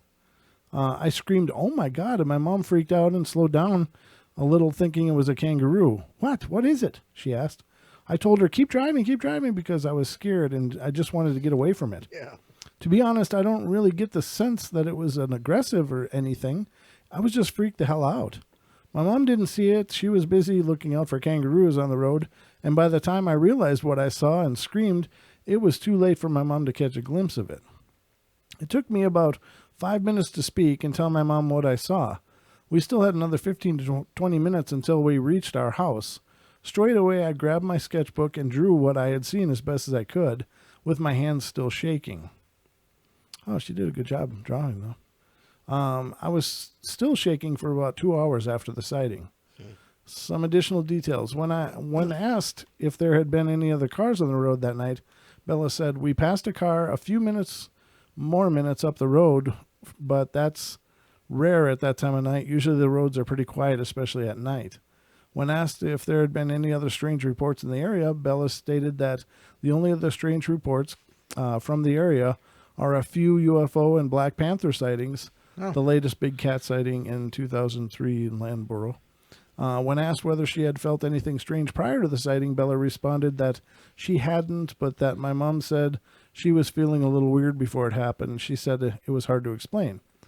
So there you have it. That's Bella's encounter with what can only be described as what may be a yowie, I guess. I don't know. Her sketches are just really rough outlines. Yeah. It's hard to say, but she did a good job mapping out where and how she saw it. Right. So, very cool. Interesting. Right. That's right. They drive on the wrong side down there, don't they? Yeah, they drive on the wrong side. Yeah, exactly. That's right. Sure. Those freaking Aussie Linders. Yeah. Down by the Billabong. Billabong. Now I'm making fun of you. Sorry, Ken. That's right. He did say Billabong. He did. Yeah, it was awesome. Wasn't that like a pond, right? It's a pond, a small lake. Yeah. Small lake pond. All right. Ken, I'm learning Australian. because I want to be fluently able to talk with you. All you need to know is throw another Barbie on, shrimp on the Barbie. And Foster's is Australia for beer. All right? I prefer just a pint. A pint. That's right. I'm going to learn fluent Australian, Ken, because your ways frighten and confuse me. I think you need immersion therapy. Let's both go. Ken, you're going to have to put us, we're going to come and immerse ourselves in your culture There so you we go. better understand it. Yep. So just put a wing up for Don and I. And He says there's no actual bongs at the Billabong. Dang it. I can't even say it. That's funny. So now it's a Philabong. yeah, Sorry. or pack-a-bong. Pack-a-bong. Yeah, as the case may be. Not that homie plays all that, but I'm good with whatever people choose. And dead horse means pie in sauce. What? Dead horse? What? So dead horse. So Ken says dead horse means it's a pie in sauce. What kind of sauce? What kind of pie? Yeah, Is what it a kind of meat pie, Ken? And cherry what kind pie? of sauce? Clearly, we have a lot of learning to do here. dead horse. That's okay. Pixie says we'll die in 3 days anyhow. Why? Probably bit by a brown snake. Oh yeah, Ken. That's 12 minutes according to Ken. Ken's brown snake will want to cuddle. Bad touch. Ow! Oh, look, you're warm. Yeah, exactly. Ken's domesticated brown snake, and his family of koalas that are Illuminati. Oh, it's a meat pie in tomato sauce. Oh, Nice. That actually sounds good. Yeah, I might need some dead horse. dead horses might be on the menu, Ken. Might be. Can we smoke it first? Smoke it and then make the meat pie. Smoked meat and tomato sauce sounds really good. He's cuddling a steak now. Ken. It's a family show. Jeez. Give the guy an inch and he'll go right to the Billabong with it. All right, then. No. Well, let's see here. So I can't unread that. It's stuck. Please, let's get some mental floss up in here. Yeah, let's go on to... Hey, I got one. Okay. It's called "Is the Boar-man Real?" Now I have no idea what the heck that means, but okay. The Boar-man from the Wichita Mountains in Oklahoma. Oh, cool. Okay. Recently, my husband and I traveled to the Wichita Mountain Wildlife Refuge. We had been there for a few times, and the parallel forests are our favorite place to go. But this time, something weird happened. I wanted to show my husband the stone circle, so we started walking down the path I knew led to it. Then for some reason I found myself walking off the path to a group of trees off by themselves. My husband asked where we were going since we were no longer on the path, but I just kept going. I don't know why, it was like something was drawing me in. I was filled with a sense of hopelessness. It wasn't until I was standing in the middle of a creek that I had realized that I hadn't been in control of myself. I brushed it off and got us back on the right trail, telling my husband I just got turned around. After seeing the stone, we headed back to the car towards the entrance of the forest. We saw a longhorn cow. We stopped to take pictures. Then it started shaking wildly, almost like it was being attacked by a hive of bees. I've grown up on farms, but I've never seen a cow move like that. Next thing I know, it starts charging us.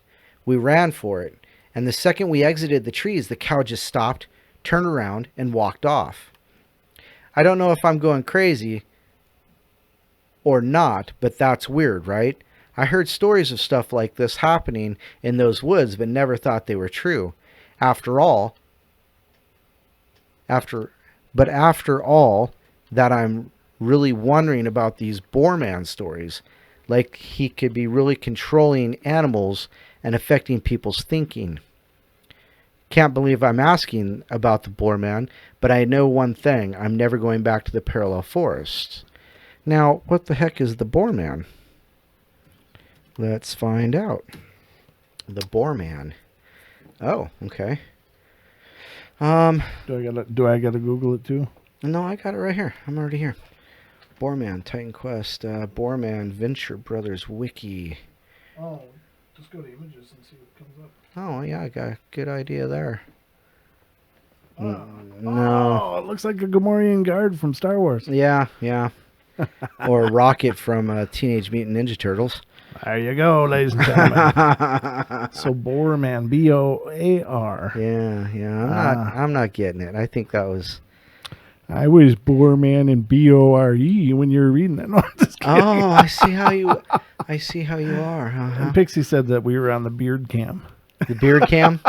Nice. Here's Don on the beard cam. This is a moving. Pixie, you're bad. It's a moving story. Moving. I'm speechless, entranced by the cam of dawn. Thank you, Regla.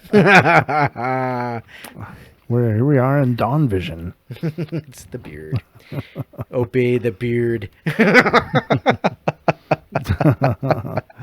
Well, there you have it, ladies and gentlemen. All right. Outstanding. Yeah. So how are we doing? It's about 9:30. Oh, it's 9:38. Yeah. You know what? Can you do one more for Regla? She's been so nice tonight. Aw, this is for you, Regla, because I love you. There you go. All right, now I got to find what this is, since I am not quite sure. Let me see if I can find something quickly in the next couple seconds. Camping with monsters and ghosts. Meanwhile, I will Google, is Australia cursed? Okay. The unexplained waits out there in the wilderness. Let's go to Brent Vision. I'm going to move to Brent Vision for this. It's the hat.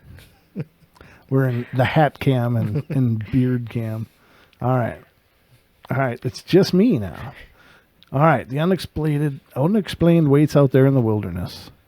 There are many things that are immediately enjoyable about camping in the wilderness. Don't you love it? Really? The isolation, the solitude, the wilds of nature, the quiet. At the same time, there are many things that can be deeply unnerving about camping in the wilderness. The isolation, the solitude, the wilds of nature, and the quiet, which are the same things. So, in other words, it depends on your experience. Yes, it's good to get away. All right, so that's the narrative at first. So the first one is the White Mountains creature. Good God, that's a long one. Okay. White Mountains creature, ladies and gentlemen. In October 1995, Tango and his family, including the dog, were searching for a suitable camping spot in the White Mountains of Arizona. The sun was already beginning to disappear behind the mountains, and they hadn't found a spot yet. They were all as growing tired. That's what it says. They were all as growing tired. Nice. And the dirt road they were traveling was becoming narrower and darker. As the trees closed in around their car, Tango's dad, who was at the wheel, realized they weren't going to find a good spot on this road and decided to turn around.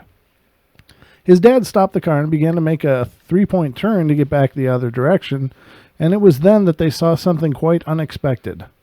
As we turned our car halfway around, we saw a little girl, Tango says. She was in tattered clothes, and she looked up at us. Her eyes grew wide in fear, like she had seen a ghost. My dad rolled down the window and asked, "Are you all right?" The little girl trembled and said, "You shouldn't be here. Please go back." Tango's dad was confused. Did this girl need help? What was she trying to tell them? I think she tried to tell them to get the hell out of there. Get the hell out. Don't go in the basement. No kidding. I'm sorry, what did he miss at this point? I'm not getting it. The little girl just repeated that same phrase. Tango's mom was scared and finally said, "Let's go back." Tango's dad finished turning the car around and headed off in another direction. About 30 minutes later, they finally found a camping spot. Oddly, no one seemed to feel tired anymore. They unloaded the car, set up the tents, and built a warm campfire. As they sat around the fire, they couldn't help trying to sort out their experience with the strange girl. Suddenly, Tango's dad said, "Shh," and his mom chuckled because he was always making jokes, but he was serious. His face went white, and it was clear that they were all struck with the feeling that they were being watched. I looked around the forest, my heart pumping fast, Tango vividly recalls. I didn't hear anything, but I was scared. A spine-chilling roar came from the woods. What was it? Tango was on the verge of screaming in terror, but the bushes rustled and something bolted out of the forest and into the light of the fire. It had sharp teeth and no fur, Tango says. It was the size of a bear, but its eyes were yellow. I was frozen in fear. It stood for 10 seconds in the light, then galloped off into the forest. I was horrified. My dog was whimpering, and it curled its tail between its legs. This is the most horrifying experience of my life. This creature was extremely skinny. It looked like flesh and bones. This disturbing image of this thing is implanted in my head forever. Wow. I like how it galloped off. Yeah, right? Like it's, all right, I'm out of here. It's like Sully. I told you. You understand, right? All right, I'm out of here. Yeah, I don't know. It's strange. The glowing beast. It's not uncommon to see wild animals on camping trips, of course. Raccoons, deer, and even more exotic creatures if you're lucky. But what can account for what Ben saw one summer? He, his sister, and a few friends always camped in the same space. A small wooded area surrounded by fields, moors, and rock quarries. And they had been there many times. On this particular night, the group of young adults were sitting around the campfire having a drink and a laugh when suddenly Ben's sister screamed, "Oh my God!" and pointed toward the field next to the camp. They all stood to see what she was pointing at, and the best they could make out right there in the center of the field was some kind of animal. A very unusual animal. It was white and about the same size as a big dog, Ben testifies. It had large red eyes and it was glowing very brightly. It was late at night in a pitch black field in the middle of nowhere. We had no torches shining on this thing, and yet it still stood out like a sore thumb. It really did glow. Bravely, Ben and his friends cautiously began to walk towards the creature. They wanted... What are you doing? Are you eating something? No, I'm... Oh, I just hear the smacking in my ears. Oh, sorry. Okay. No worries. Don't know what that is. Okay. Anyhow, Ben? Yeah, thanks. I needed that. It had large red eyes and was glowing very brightly. It really did glow. Bravely, Ben and his friends cautiously began to walk toward the creature. They wanted to try and scare it away because his sister was getting very upset. They got to within about 40 feet of this thing, Ben estimates, when suddenly it began to dart away. It moved so fast, it was hard for their eyes to keep up with it. In less than a couple of seconds, it ran 30 feet and scaled a 7-foot stone wall, wow, jumping down on the other side. It then ran another 50 feet to the end of the wall and jumped back up onto it. It then stood on its hind legs watching us. Wow. When it stood like that, it was about the same size as a man and looked rather daunting, but we plucked up our courage and carried on towards it. Again, very quickly, it jumped down the other side of the wall and ran up and over the hill. I know a lot of other people who have seen this same thing in this area, but no one has any explanation as to what it could be. That is weird. That's creepiness. Well, that leaves me undaunted. Aha. Thank you. He's here all night, ladies and gentlemen. No, not Green. really. No, you kind of are. I mean, well, until we're done. Until You're here till we're done. Until you're released from duty, sir. You are not dismissed, Mr. Longbeard. What do you think? We're paying you? At your station. Green creature of the nature reserve. Al tells us of an encounter he had with a particular creature as well. In the spring of 2003, April or May, he believes, Al had been night fishing with his girlfriend in a remote part of the nature reserve near where he lived. The lake is surrounded by thick shrubbery and woodland, so they had set up a tent on the fish and the fishing equipment at the small clearing at the edge of the water. The Jeep was parked a few hundred meters away as it was impossible to get any closer. The night was dark and clear. Al and his girlfriend were lying in their tent with their heads outside the entry, looking up at the stars. Moonlight illuminated their surroundings. Al had set up a device on his fishing rod that beeps when there's a bite. Suddenly, it started beeping like crazy. Al jumped up and grabbed the rod, and whatever was on the other end of the line was powerful. Al wrestled with the strike so violently that his rod snapped. He was disappointed that he lost what might have been an amazing fish, but decided to let it go and just enjoy the campout. At around 4 a.m., Al was awakened by the noise of splashing. With dawn slowly breaking, he thought it was the fishermen's loading boats in the water. He opened up the flap of the tent and was terrified at what he saw. He stepped out to get a better look. About 100 or so meters away, in the lake, was a humanoid-looking creature, Al says. It was dark green color and with red glowing eyes. It looked like it was standing on the water. I rushed back in to wake my girlfriend, and when she came out to look, the creature was now about 50 meters away from us. It was literally walking on the water. Not giving a second thought, we ran through the woodland back to the Jeep. As they sped off, Al looked in the rear view mirror and saw the creature standing in the road behind them. He figures he must have sped out of there a good 90 miles per hour. I told friends who thought I was crazy, but persuaded 4 of them to come with me to gather the equipment that I had left behind, he says. Armed with an aluminum baseball bat and a tire iron, we returned at around 1 in the afternoon. We eventually found where we had been camping, and as I came up across the clearing, my tent had been completely ripped apart, and the fishing equipment had been thrown into the lake. My friends said it was probably teenagers who destroyed it, but I have a feeling it was the creature. Yikes. The Silver Lady. It's not just bizarre creatures who lurk out there in the campgrounds. Ghosts have been encountered too. London tells about her experiences, which took place when she was 15 years old during her family's annual Christmas holiday in 2003 at a beachfront caravan park near Kilala Beach, New South Wales, Australia. We're going back down under. This is no isolated wilderness spot, but an ordinary family camping ground with all the amenities, general store, pool, restaurant, and kids club. And at the front is a row of 20 or so luxury villas suitable for a family with 1 to 3 children. I hate camping, London says. I hate it with a passion, so my family, dad, mom, and younger brother and sister, stayed in one of these villas. Our villa was facing the sea, but we couldn't immediately see the beach as there was a row of pine trees blocking the view. This being Australia, kangaroos freely hopped around the caravan park in search of food. On the 3rd or 4th night of their stay, London says she went out into the front deck of their villa to hang her bikini on the railing to dry in the warm night air.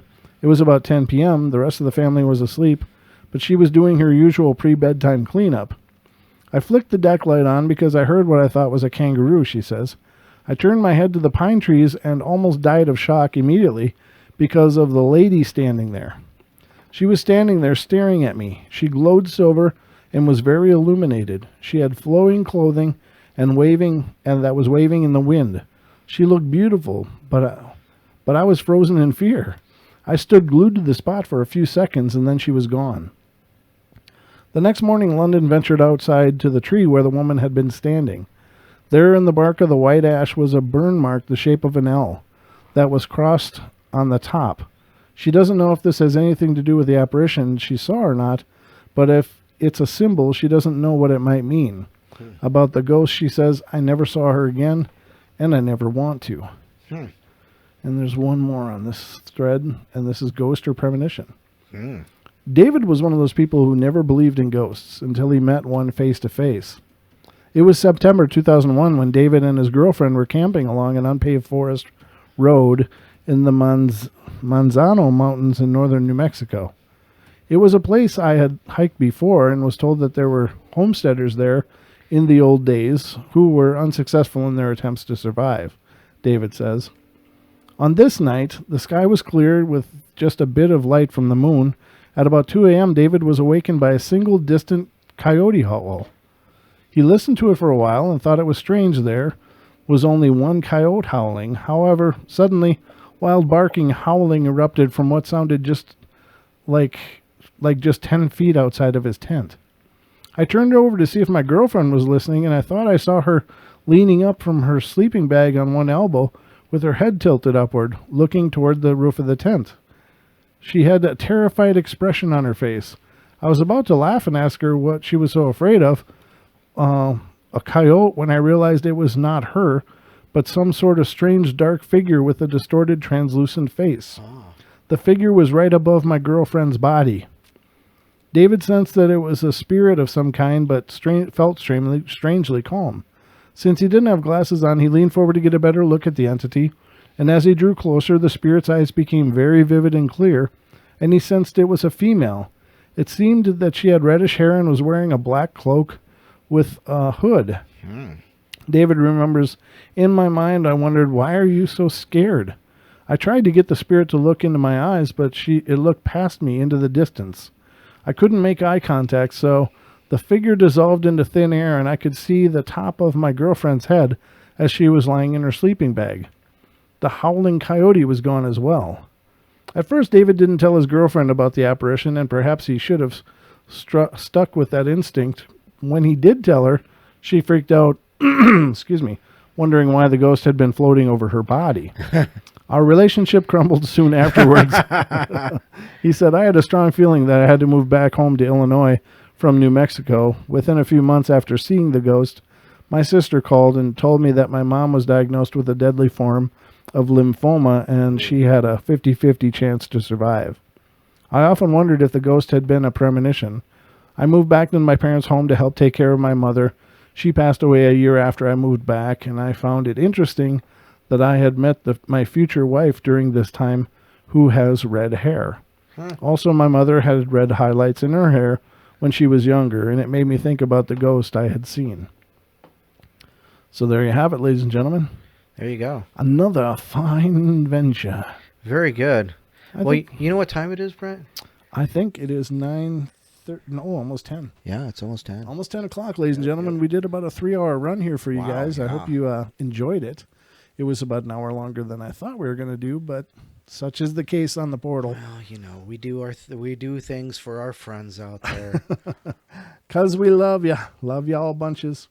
And we've had pretty good audience for the whole run, so thanks, guys, for sticking with us. Oh, hey, there I am. There you are. You're there, Don.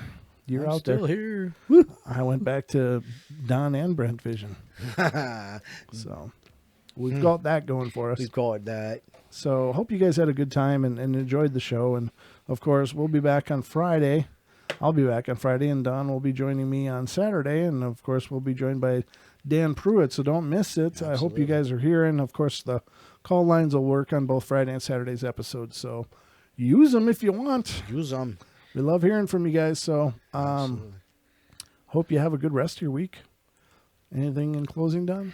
Just have a great week, a great weekend coming up, and don't forget Friday and Saturday. And just for all those people talking about eating meat in the chat room, I eat meat on a regular basis because we didn't start eating meat until after the Great Flood because there was nothing else left.